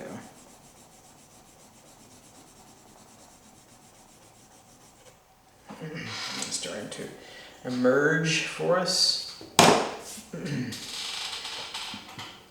Or we're doing it, we're emerging it. So we're coming over, getting this little cast shadow shape. So I'm hovering in my mind between two-dimensional attributes of shape and flatness in 3D constantly. There we go. Okay, so this will come out. Of course, that'll be a little dark around the edge of it. All of it will be. A little bit later. We have to be patient. We'll get down to there. So we're running up and through now. And over. Defining this little form. We've got a little smudge here. I'll make it out. You can kind of start to tell when you've smudged a little. Keep it clean. And here.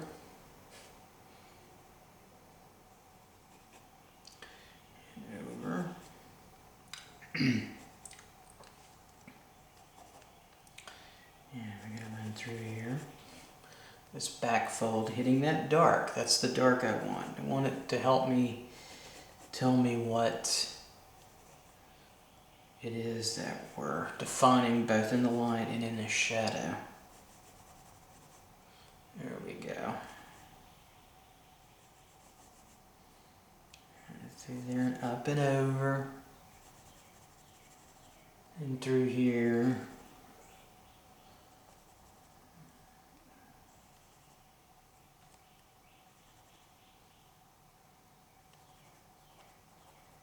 There we go, and around. Going through here.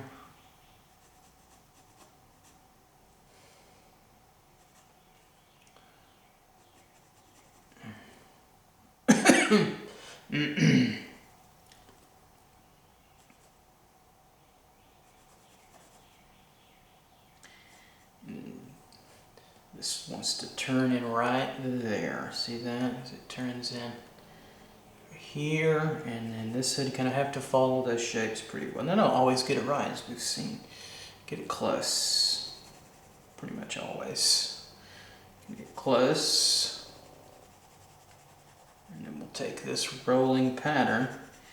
And then once you get the shadow shapes really kind of worked out, then you start to think, okay, this is the three-dimensional quality, and what's actually going on folding wise and etc. So you can turn these forms further into their three-dimensional necessities of what they are actually doing.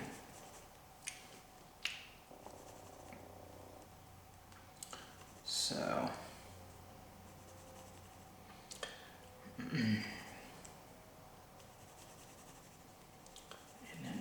through here and around, and there's a little form in through here. Soften this up, keep it soft, and let this cascading come down. And kind of get underneath there and around. Let that work for us. There we go. And I'm going to come back over here a little bit. Take this on a little bit more clearly as it's starting to emerge from general to more specific, isn't it? Right? There we go. to there, to a little bit darker in there, just to create a little bit of that secondary shadow. And through here, and there's a little shadow there that we'll get into. Then I can lighten up a little bit where I need to, because it's a little darker all over. Right in through, a little hub in through here, and then back over and ending through there. Now, let's take our kneaded eraser in certain areas and just kind of dab at it. Kind of lighten up the whole load here, if you will.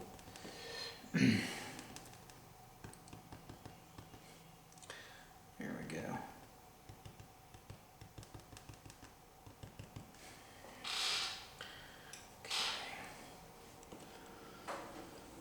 Okay.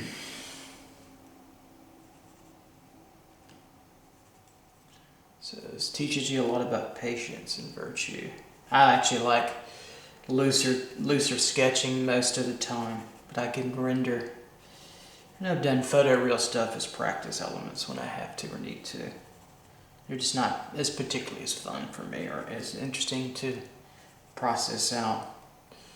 And sometimes they're not as hard as other sketching methodologies to be looser. You have a lot of control with photorealism, almost maybe too much sometimes. And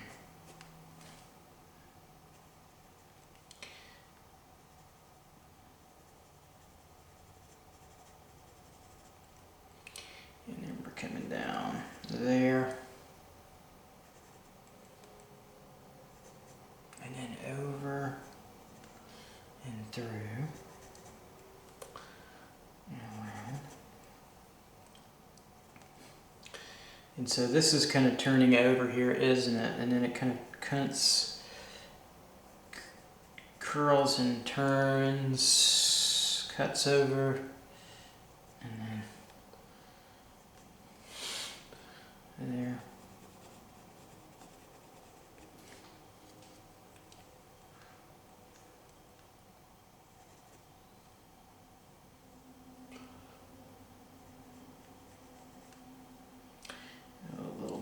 Through here. It's a pretty tedious little area. Some of the other parts of this are not, thank goodness. So just glaze that down just a little bit. It's a little bit darker in through here. Here we go. Coming over. And taking my kneaded eraser a little bit and work this little edge here. And around, and then downward.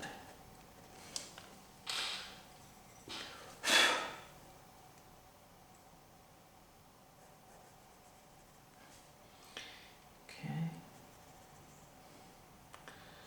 And we curling on in through here. There we go. And through.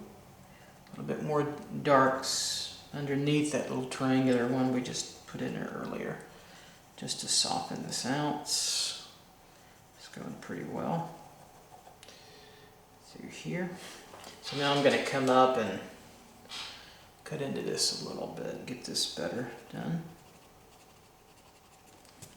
Like so. Turns a little bit wider.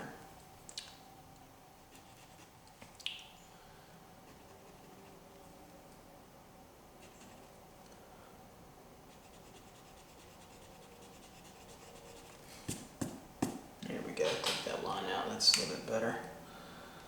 Through.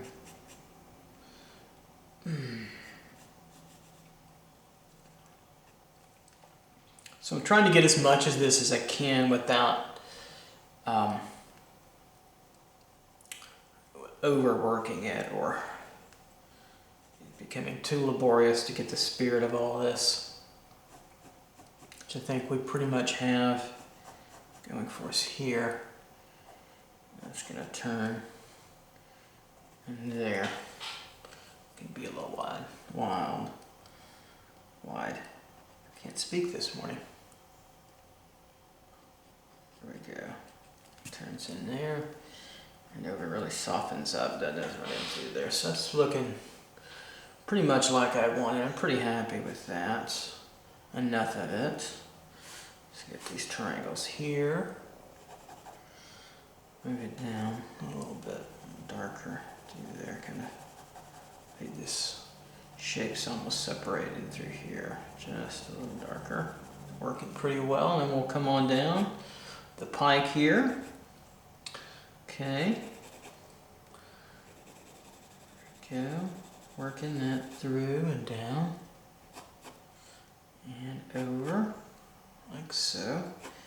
Now what's challenging here is we've got this fold on this side, so what you've got is an ending, okay? And then a little hump here, about right there as it flares out. And so we want to get that, but then there's kind of an ending and then there's reflected light too, which makes it uniquely challenging. And up and over. Through here. As we come around. And over. It's a little satiny. Feels like even though this is not, it's very matte finish. It's a little bit more of a satiny finish to that. You know, people who did satin really well were Velasquez, Rubens, and Gainsborough, Thomas Gainsborough, his Blue Boy, and other aristocrats of that time who had their portrait done. Photography was not an option. I wish we'd go back to more of that, more painting of portraits. We do a lot of that in your world. Not to abuse photography, but I'd like to see a little bit more of that, not just for the wealthy, but for the rest of us who are not as wealthy.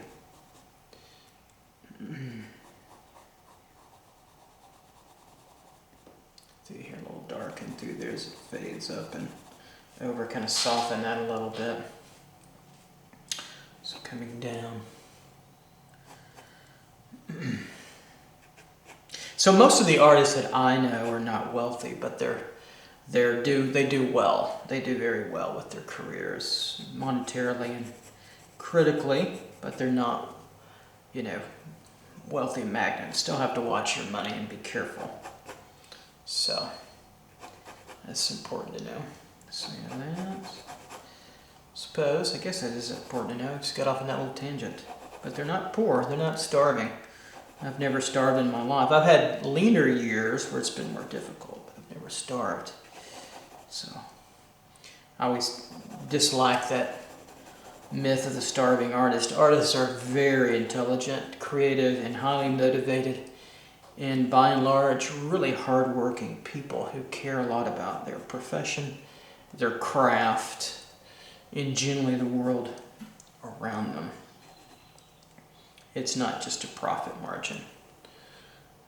So,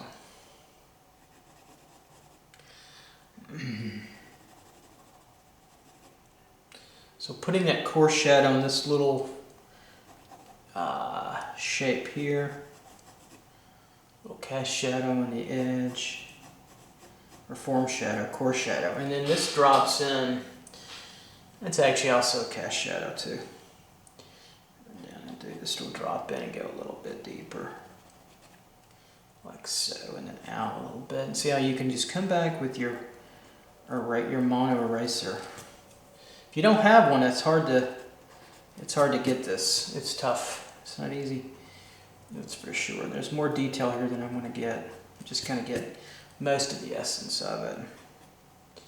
Sometimes you have to watch out when you do work a long-term drawing. You can get fatigue in there and you start to get a little faster, or you cut corners a little. I can kind of feel a little bit because I'm getting a little tired of it. You probably are too, but you have to kind of fight that, if you will, so that you don't ruin your momentum that you've had going for so long. So just be careful of that. If that's ever been you've noticed that. It might be a part of what you're experiencing a little bit.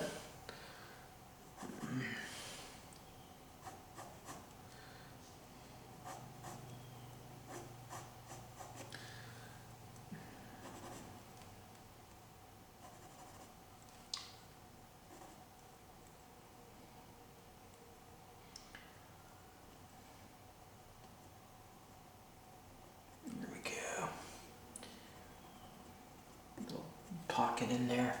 Kind of a divot of material. Real strong space, and there's some other areas where we can get there. It's kind of really symbol time to really simplify some of this down a little bit.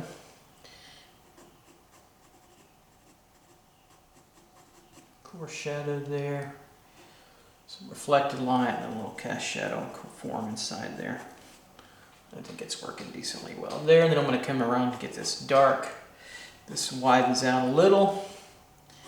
And of course next to it is the background tone, so we really trap that light, don't we? Here,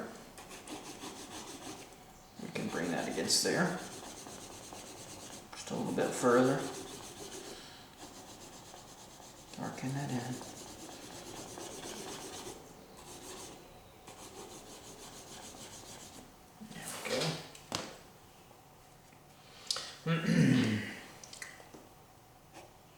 Downward and over. A little bit thicker here. Then I'm going to come in here and soften this up a little bit as we play this down. Of course, all this will come across on this side. We'll have a little core shadow reflected light going here. Even though most of this is diffused and a little bit dull, not as, or a little bit darker than the top area of light running into here, especially as it comes down and starts to flow outward or downward.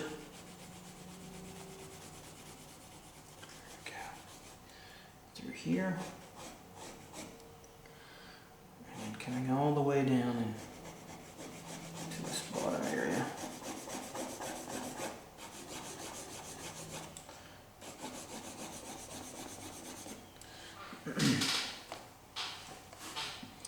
So we're going to go for this here a little bit. It's a little bit more of a slight core shadow into this folding. It's actually a cast shadow, so it is cast from this larger fold that's pitching up and over high, and the light is hitting it, and then this is the cast shadow from it on the other fold, right? And you can see it go in here more so as it comes over and through, like that. There we go, just to catch that edge over.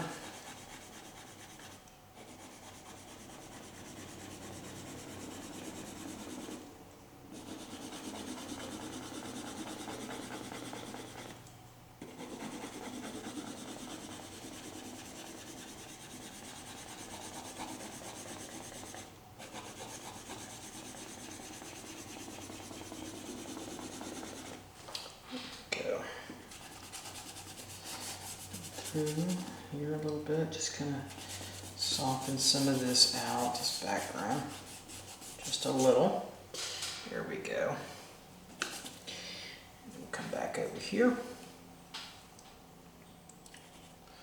And we'll keep on trucking with it. We've got now this little edge here that needs some edging.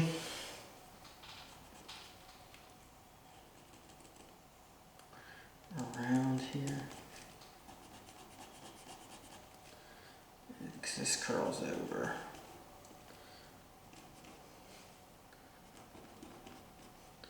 Like so.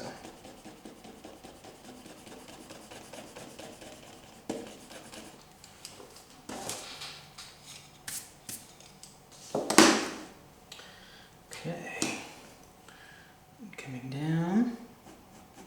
Tightening up that edge. Okay.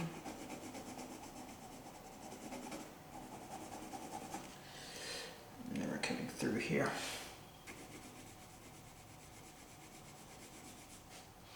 You can see that little reflected light back along the edge of that. So there's a little space there you want. It's a little lighter to get that little reflected light coming off the edge. It's not very bright, not very much lighter than the core shadow, but just a little.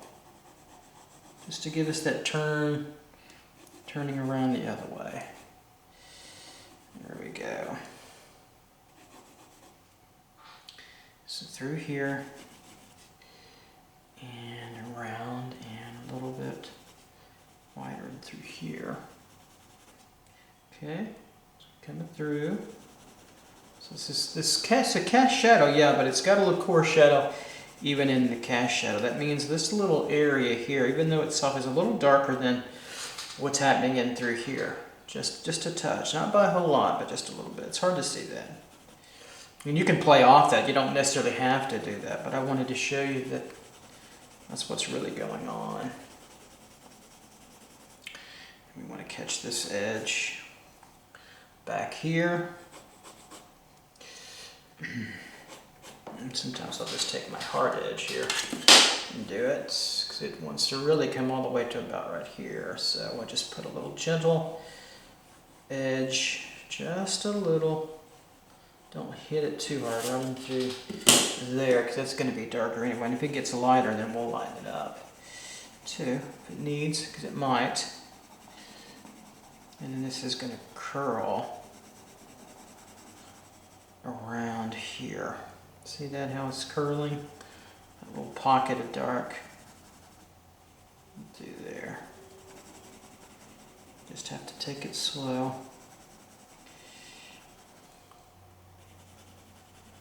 There we go.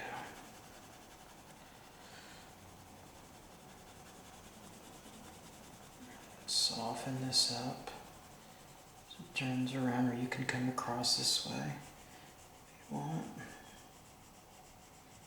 Just to roll that through. So I'll probably put more tone here than I need. I do this a lot. This is a technique that I do. As I overdraw, I'll go a little bit darker and I'll just erase up with my kneaded eraser. I like doing it that way. It gives me a little bit more of a shimmering, very, very soft touch. That's hard to draw around. Instead of drawing around it, I can go back and just lift off a little bit. Not like a rocket to outer space lift off, but you get the idea. That would be cool if I could do that in my studio. Just kind of hover and lift off. Wouldn't we all do that? Just go flying. That would be pretty cool. A little softer into here. There we go. So I'll get that little pleated cut in just in a moment. Get that last. I'm going to come grab this in through here. Downward. Get this background tone a little bit. There's should be and is a little cast shadow down in through here. It's a little darker. It's really hard to tell. I can see it, but it's really difficult. You might miss it if you don't know, but you just think about the light source coming from here, hitting all this, and over here is going to be just like this little cast shadow. I'm going to put that just a little darker.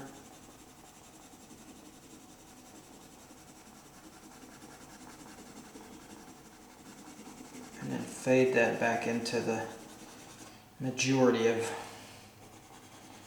the background tone.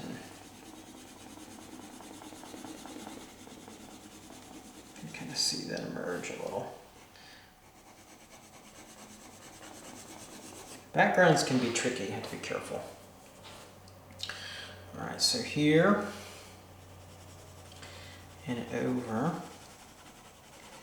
and through.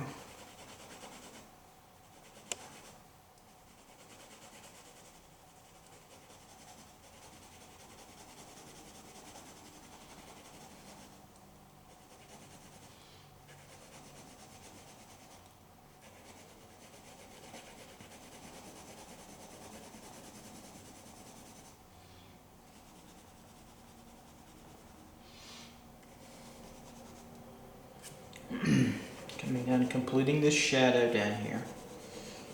And then through. A little darker down and through here. Just bring it all over, slow it down. Take our time.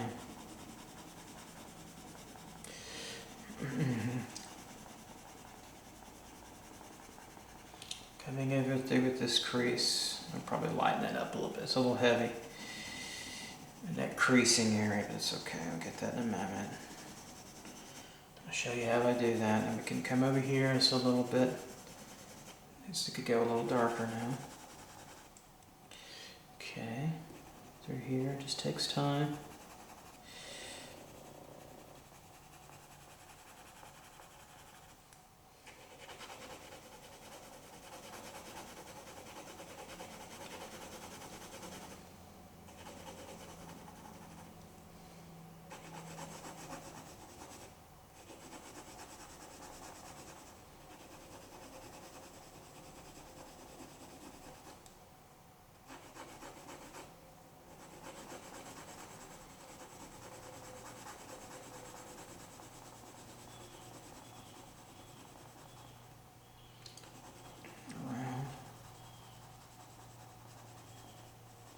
Got a little bit more it takes out of there, doesn't it? Just a little bit. There we go. And soften this up.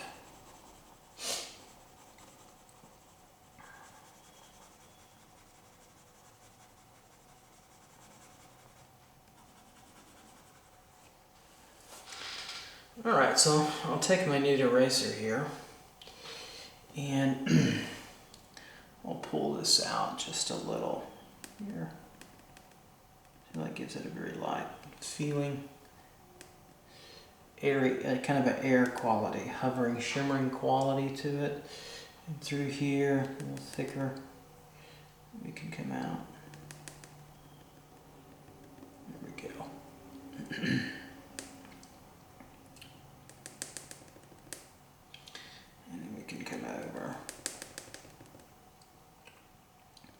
Downward.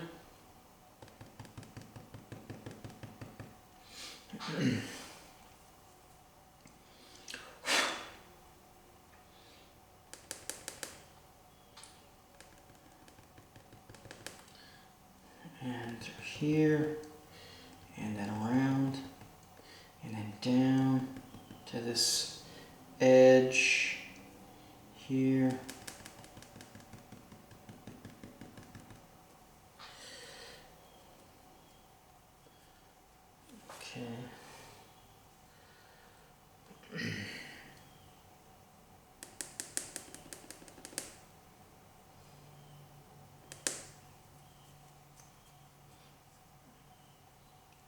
Just a little bit more we'll take out right in through here. And see how that gives it a nice softer kind of quality, I think, to that. By and large.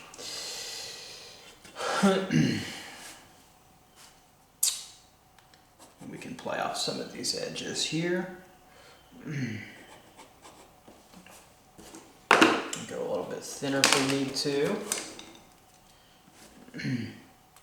So this is going to be a little lighter in feeling. Transition here and over. Downward. And so this could be a little thinner, so we'll take some of this off. Just a little bit as it curls around.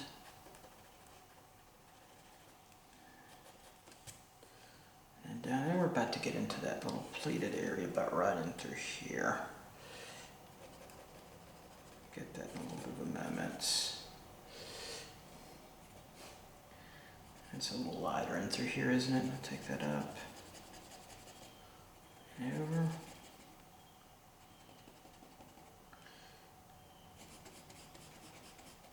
Just a slight fold through.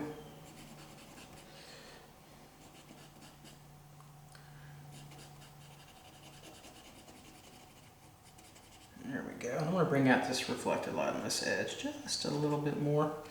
Just a touch. You can see it. Tightens up my edge a little bit as well. Helps that out. Doesn't hurt it. There we go. Just a little bit there, especially right through there. I think that'll be plenty enough. Okay.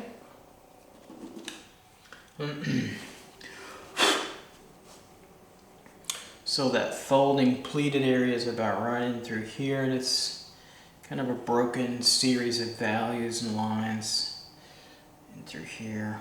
just to give a little kick to it, and around and over,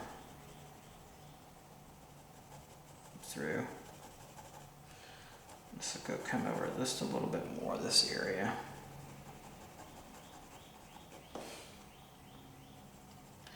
So it's coming through, and soften it up, soften it out.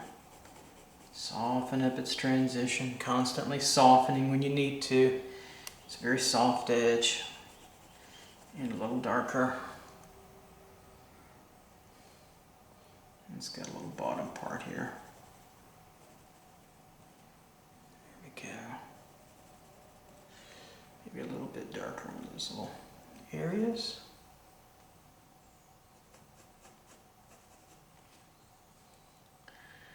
A little bit darker here, and getting to real subtleties of contrast. Very little contrast, but some. You can kind of see them in there. But you gotta look hard.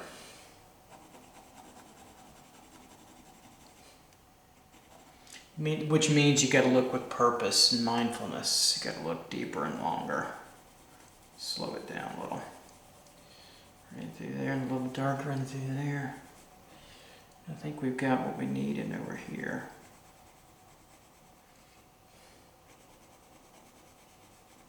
Okay, here we go. All right, so now I can kind of move this way over. Keep on going. As we're nearing to the end of our cloth basics drawing, right? Getting closer over there. Keep my mouse over there. Kind of have to refresh that image all the time. Okay, so we want to have a little edge here, a little stronger edge. Right in there we can see it go darker. Can you see that? Little edge that's stronger there. There we go. And kind of downwards it plays off. Still pretty soft, but it's a little edged near a little bit more downward. Now I'm going to take my kneaded eraser, because I was afraid I was going to make that line too harsh. I did. It's not that dark, nor is it really a line-ish quality. It's just barely there. So I have to soften. Just dab and soften, lighten up too, which is what that's doing. Right in through there. Okay. And around. Right, and then over.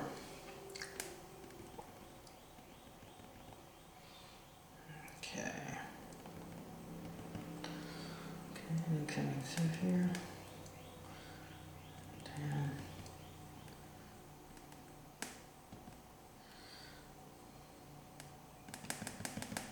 So that's too light, but that softens it. So that's what I want, and I can go back and darken it up. I think you've seen that enough now to know that's what I'm doing, and then how to do that yourself. Just take this and just stamp it very lightly. Don't drag it across, but stamp it across. That'll help tremendously. It gives you that wavering look that you're probably wanting. Okay. So I'm going to hold off in there for a moment. I'm going to work my way down to it. So again, with this strand of cloth coming through, and right back here, can you see the coarse shadow? That darker shadow, it's working against that reflected light. That's why we get those little stringy kind of lines. They're not really lines, it's just light reacting really quickly to one another, to a boundary edge. Just simple physics of light, really. So this is coming down. Then we get this little fold here and over in this kind of dagger area, but it comes down in through here and then goes over. Yeah.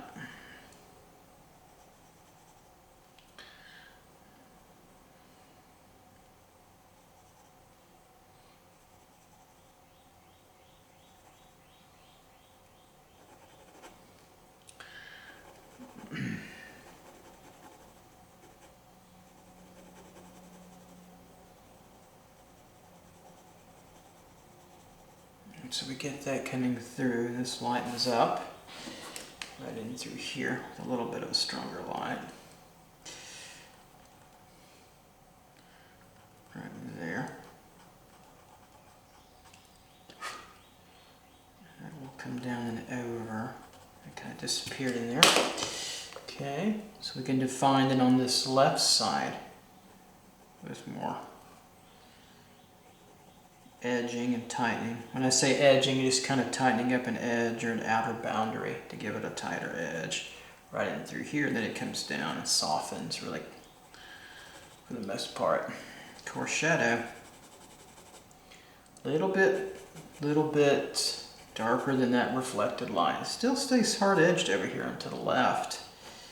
Coming in pretty good at a good clip, right? About there, and then it starts to fade. Lets itself fade off. And so that's where I had that too strong. That's why I had to take that back a little bit. And then we can just gently work these values. I'm barely pushing down on the kind of a tip side of the tip. It's not straight up 90. There we go here.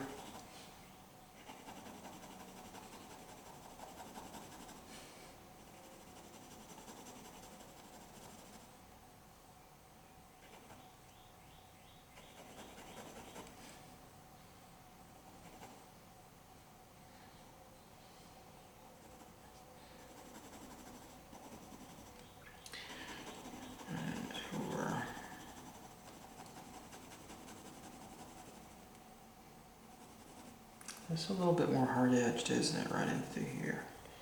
Coming through, there's that cast shadow, more than I thought. So this darker area comes down, right in through here, and it kind of wraps around. Right in through here.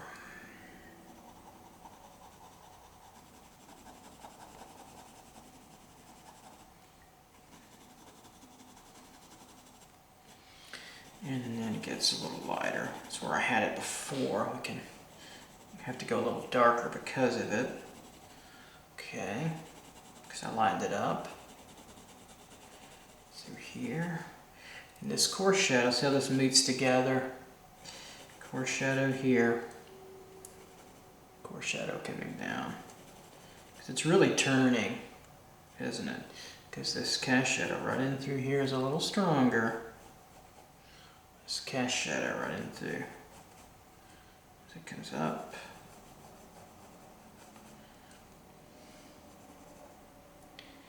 And then it really gets into through here, doesn't it?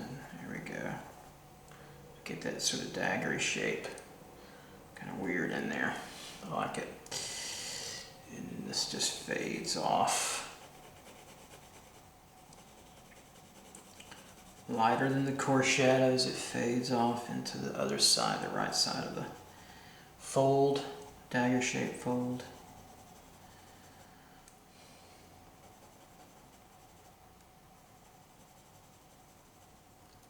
Okay.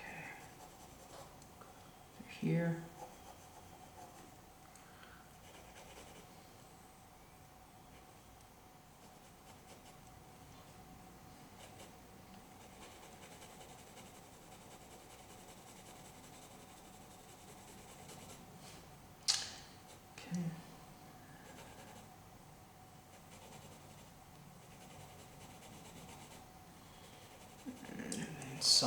Softening here.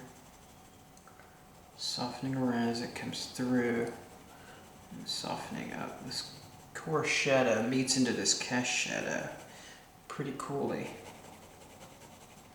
They kind of meet like that. And we come down on this side, so a little darker. And we pick up the back part of the form of the fold about right there. Tighten up that reflected line about right there. So that starts to work out for us a little bit better. Strangely enough. Sorry about the bald head shot.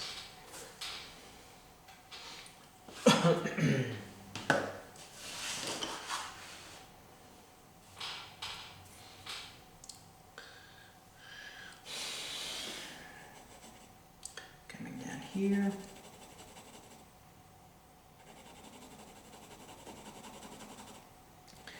And over.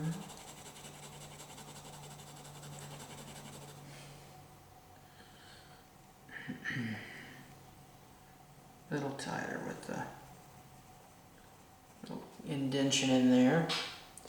Okay, so now we'll just, it's pretty simple. We can start to glaze over this further right in through here.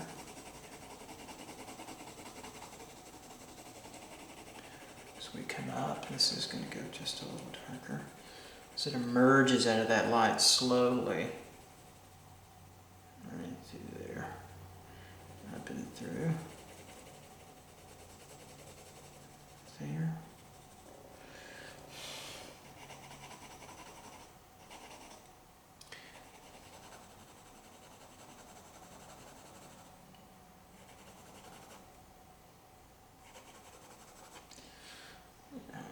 Right through here. And this is a little darker in through here.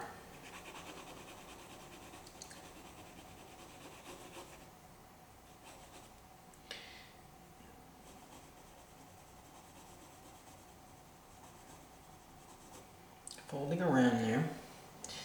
Okay. Coming down here a little darker. So now we've got this edge here of where this fold is. So I'm just going to tweak the edge. Go a little stronger right here. Just a little. Tighter line. It's barely perceptual, but it's there for me. Just so I know where kind of a boundary is before it hits the edge of the new fold. And so I know where to put this little dark area running through here. This is almost done. And through here. And come around and take on this bottom.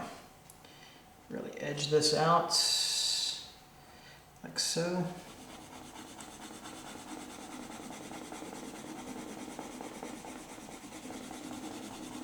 Dark right through there. Okay.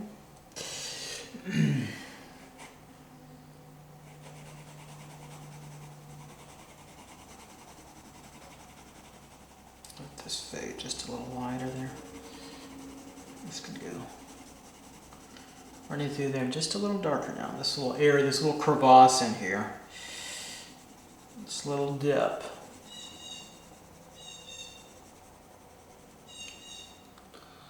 What my friends call me.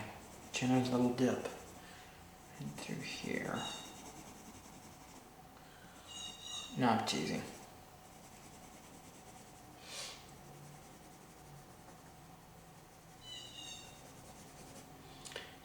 Through here. Okay, that's looking good in through there. Let's pick up this edge here. Okay. And out and over. So we're pretty good there. Looking really, really worth it now in terms of getting this done. Because it pops out in the line and it goes back down, doesn't it? That's part of what's going on. So we'll edge this out just a little stronger. You can see where I want to end that edge. Here, a little darker. Just bring the dark up against that edge. So it's a little stronger because it's actually a little bit darker right in here where I'm drawing. Just a little bit more. There we go. Down and through.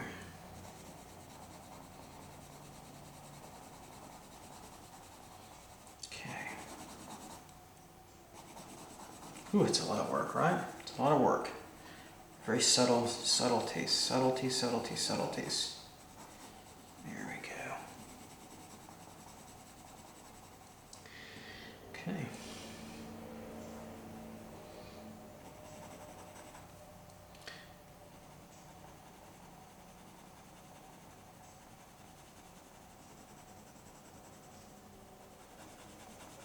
All right, there we go. Okay, now let's start on this last section. Cool, almost there. Hang in there. Okay, so here we are now with, I think it's going to be our last go around here, and we're going to finish this up and call it a day with it. So we're the last little stretch. All we have left is really from about here over just to here, and so we've got everything else finished out. So back from taking a break, make sure you take good healthy breaks. It's going to be important. And let's dig in here and finish this guy out. So coming over in through here and coming up this kind of back side of this hockey stick area here, digging in a little bit. There's a little bit of a hump right there, and then we're going to come through here. Okay, come over and then put on a little coarse shadow right in through here. Since that's starting to roll now, pitch this way and over. It's starting to roll through. Right, here we go. That's it.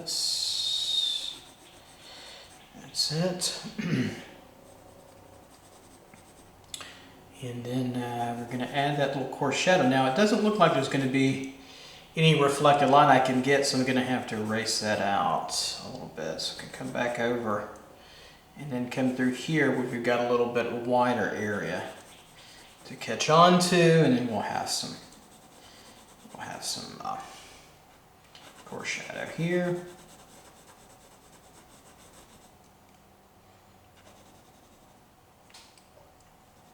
Then down in through here and over, and you can see it pretty well right in through here where it kind of indents right and through there.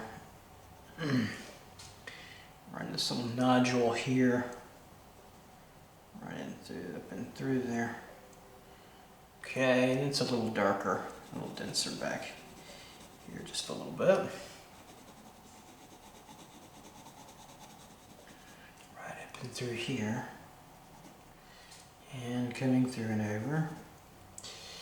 And I'm going to come over those folds there of that area and kind of nestle in between it and through. And that kind of concludes that area, and then we'll come over and add this coarse shadow here. Let it cascade over.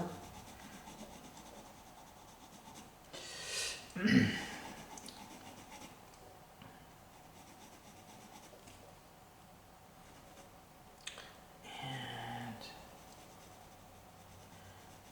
through here. Right through, and a little bit darker to get that coarse shadow working for us is pretty good. And then right here, there's a little subtle difference. Right in through here, this little turn. See this little turn? That's a cast shadow from the Hokusai's wave over here. That's a little cast shadow from kind of this area. And then see how it's curved over a little bit? It's curving across the surface, and it makes it a little bit darker, and it's a little bit harder edged than this. And so we have to go a little darker right in through here. Okay, coming down. And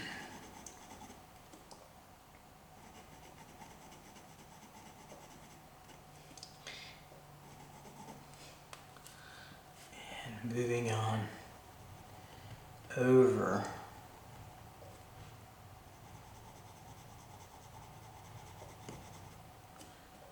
And we're kind of curving over in through here just to get this finished out. There, okay. And then kind of tighten it up on this side, and look at that, we pretty much got what we needed. You see this tends to fade out a little bit. Now let's go up the other side of it. Oh, you know, I need to get a little reflected light on this end. So we take our kneaded eraser and come over and just get a little bit here.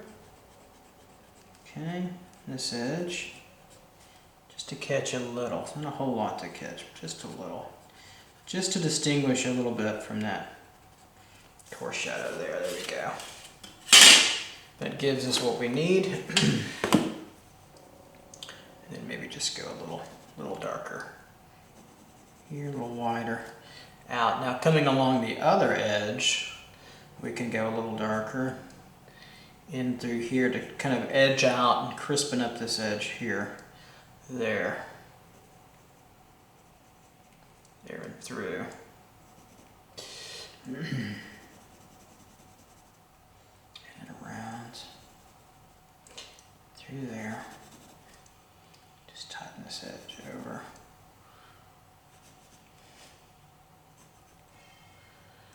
And coming on to that area. Getting a little bit more material to tighten up that edge, and then letting it start to fade over here. Getting across, getting into here, and bringing that dark down. We're almost there for our home stretch, aren't we? Can you feel it? Can you feel it be almost done? Can you feel us sucking the wind and we're just tired? But we're almost there. So I'll come down here a little bit so we've got this dark to push a little bit further. And over.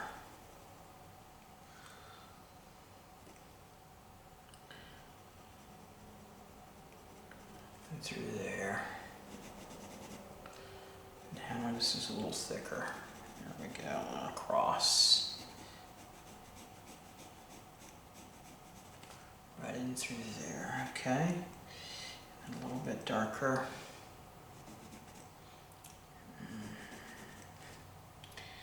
And over a little bit. Let it cascade through here. Just kiss this over a little bit. Catch that. A little bit darker. There we go. And we'll catch this coming over.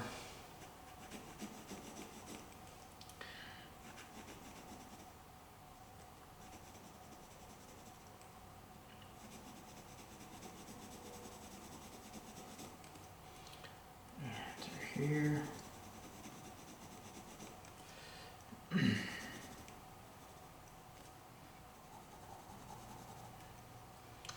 Now we're going to come around for this final stretch. Thin this out just a little bit here. Bring this harder edge up through here. So tighter edge. Here we go.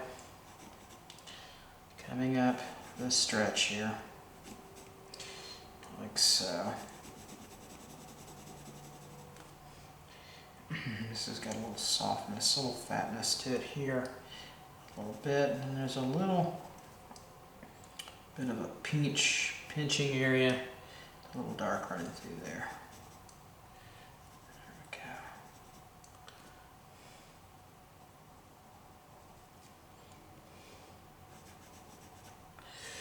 we go. Coming around here. Might have made that a little too dark, but I don't mind it. And I'll take it back just to be as accurate as you can. Right in through there. It's a little dark. Okay, so now I want to just take this edge right about here and place my hard edge down and just kind of give me a guiding tone, just a little.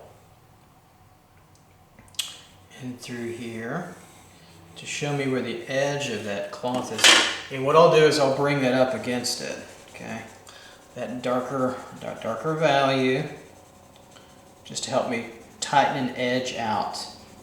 I used to say it edge out. What I really mean by that is to give that a tighter edge. Edge it out a little bit. Cut it out and tighten it up. Right in through there. That's a nice contrast against those softer forms. And we'll come over here. This can be darkened up just a little. Okay, faded and made it a little hazier looking, and that reflected light in through there. And then a little darker as we come over. And then I want to get this ridge a little better. There we go.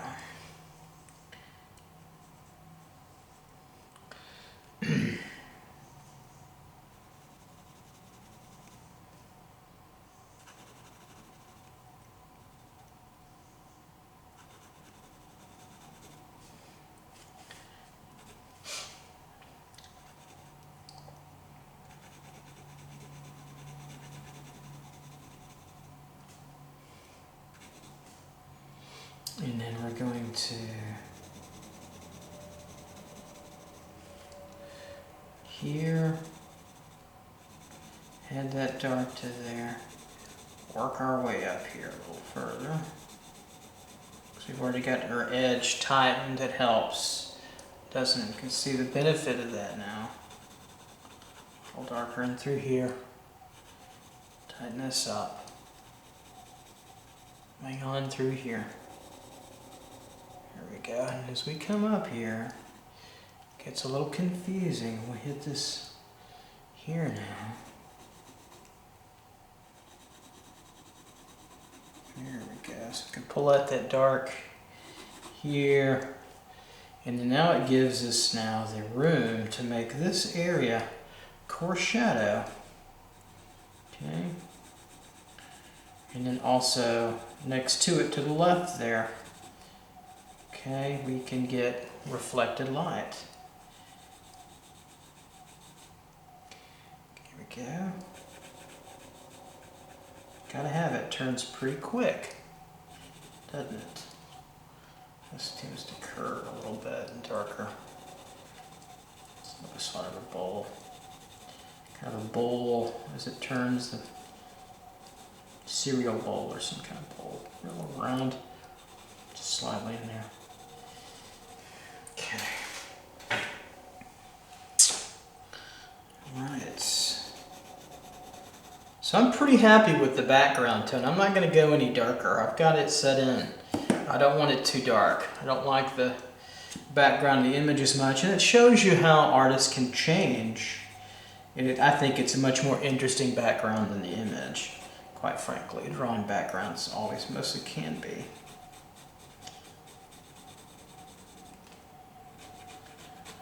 And then a little bit more there. Coarse shadow to get that reflected light. It's like a little line band in there, isn't it? But you're gonna know what's going on in there.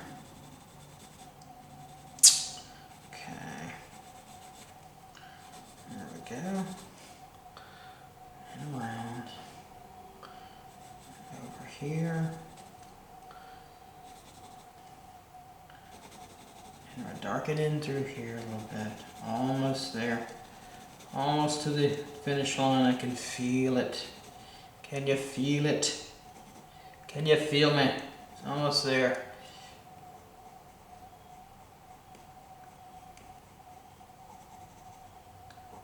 Okay. And we're through here, a little bit of a tip going over. Through here.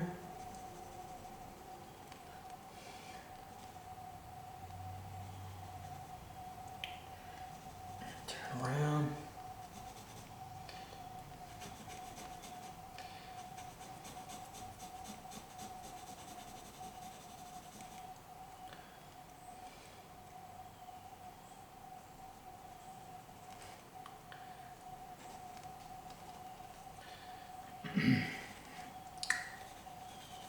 Coming on through a little bit of a pleat or fold here, not a whole lot, so just a little bit.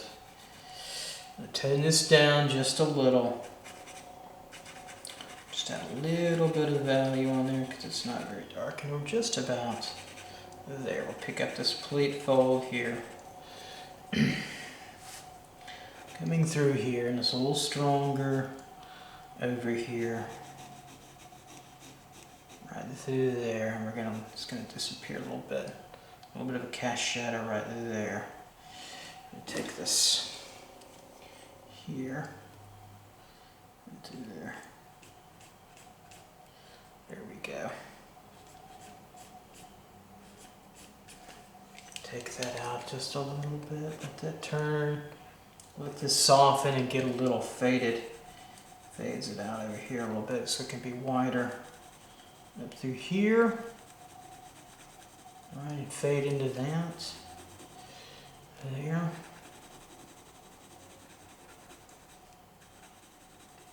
There we go. Coarse shadow there. And this comes into a soft cast shadow that starts to gradually makes this darker. It's kind of in shadow there. So it pulls out, and I think, ladies and gentlemen, we've got the drawing, the drapery, basic drawing, long drapery study. under control and under wraps, and we can just about call it a day, I think. Mercifully right. Does it feel good to have this done? Okay, take a look. Get that out of the way, and there you go. There's your long-term drapery study. Not an easy process. It's challenging, it's difficult, it's worth it, and quite frankly, you'll learn later on that no matter what you're drawing, whether it's the figure or it's drapery or it's a still life, it's going to be all the same. We separate these as educators into different components so we can focus on them. Generally the figure is intermediate, you still life and drapery is beginning and basic kind of thing. Go on to the figure, it can be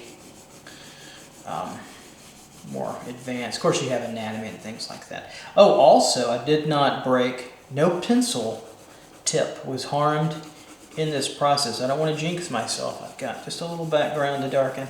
Let's see if I can do this right without it. And there we go, folks. The first time in a long time of video I did not break a lead, to my knowledge. Let me know if I did. Email me. Also, if you're doing this in the future, if you're just looking at the finish, let me know. Send me images, or if you need the high def, I try to put the high def on YouTube image to work from, but it's always in the back of every one. All right, so there we go. You know, I like to clean up my edges a little bit. Now I know this is silhouetted, but there's some smudging and it's really hard to see. Just take your kneaded eraser, clean it up, and then clean up your drawing a little bit, and you can kind of take back smudgy spots that you don't care for or like. And there you go. It's a fascinating process going from very general to specific. Gestural, which I left in red. We can still see a little bit of that, how that gets pretty much covered up at the end. Okay, there you go. There was your long study in drapery. I hope you enjoyed it. I hope you got something valuable at it. And remember to apply these concepts to whatever you're drawing, especially traditional or representational. Now, when you start going expressive, you start breaking the rules, which can be very exciting, but you better know those rules to break a little bit. And these are kind of rule-based drawing, if you will, okay? Tried and true things from 600 years of Western art traditions. All right. You guys take care out there. I'll talk to you soon. Email me. Keep emails coming. I love to hear how you're doing out there from everybody in all parts of the world. All right. Take care. Peace. Be safe in the time of COVID-19 coronavirus. May you live a long life.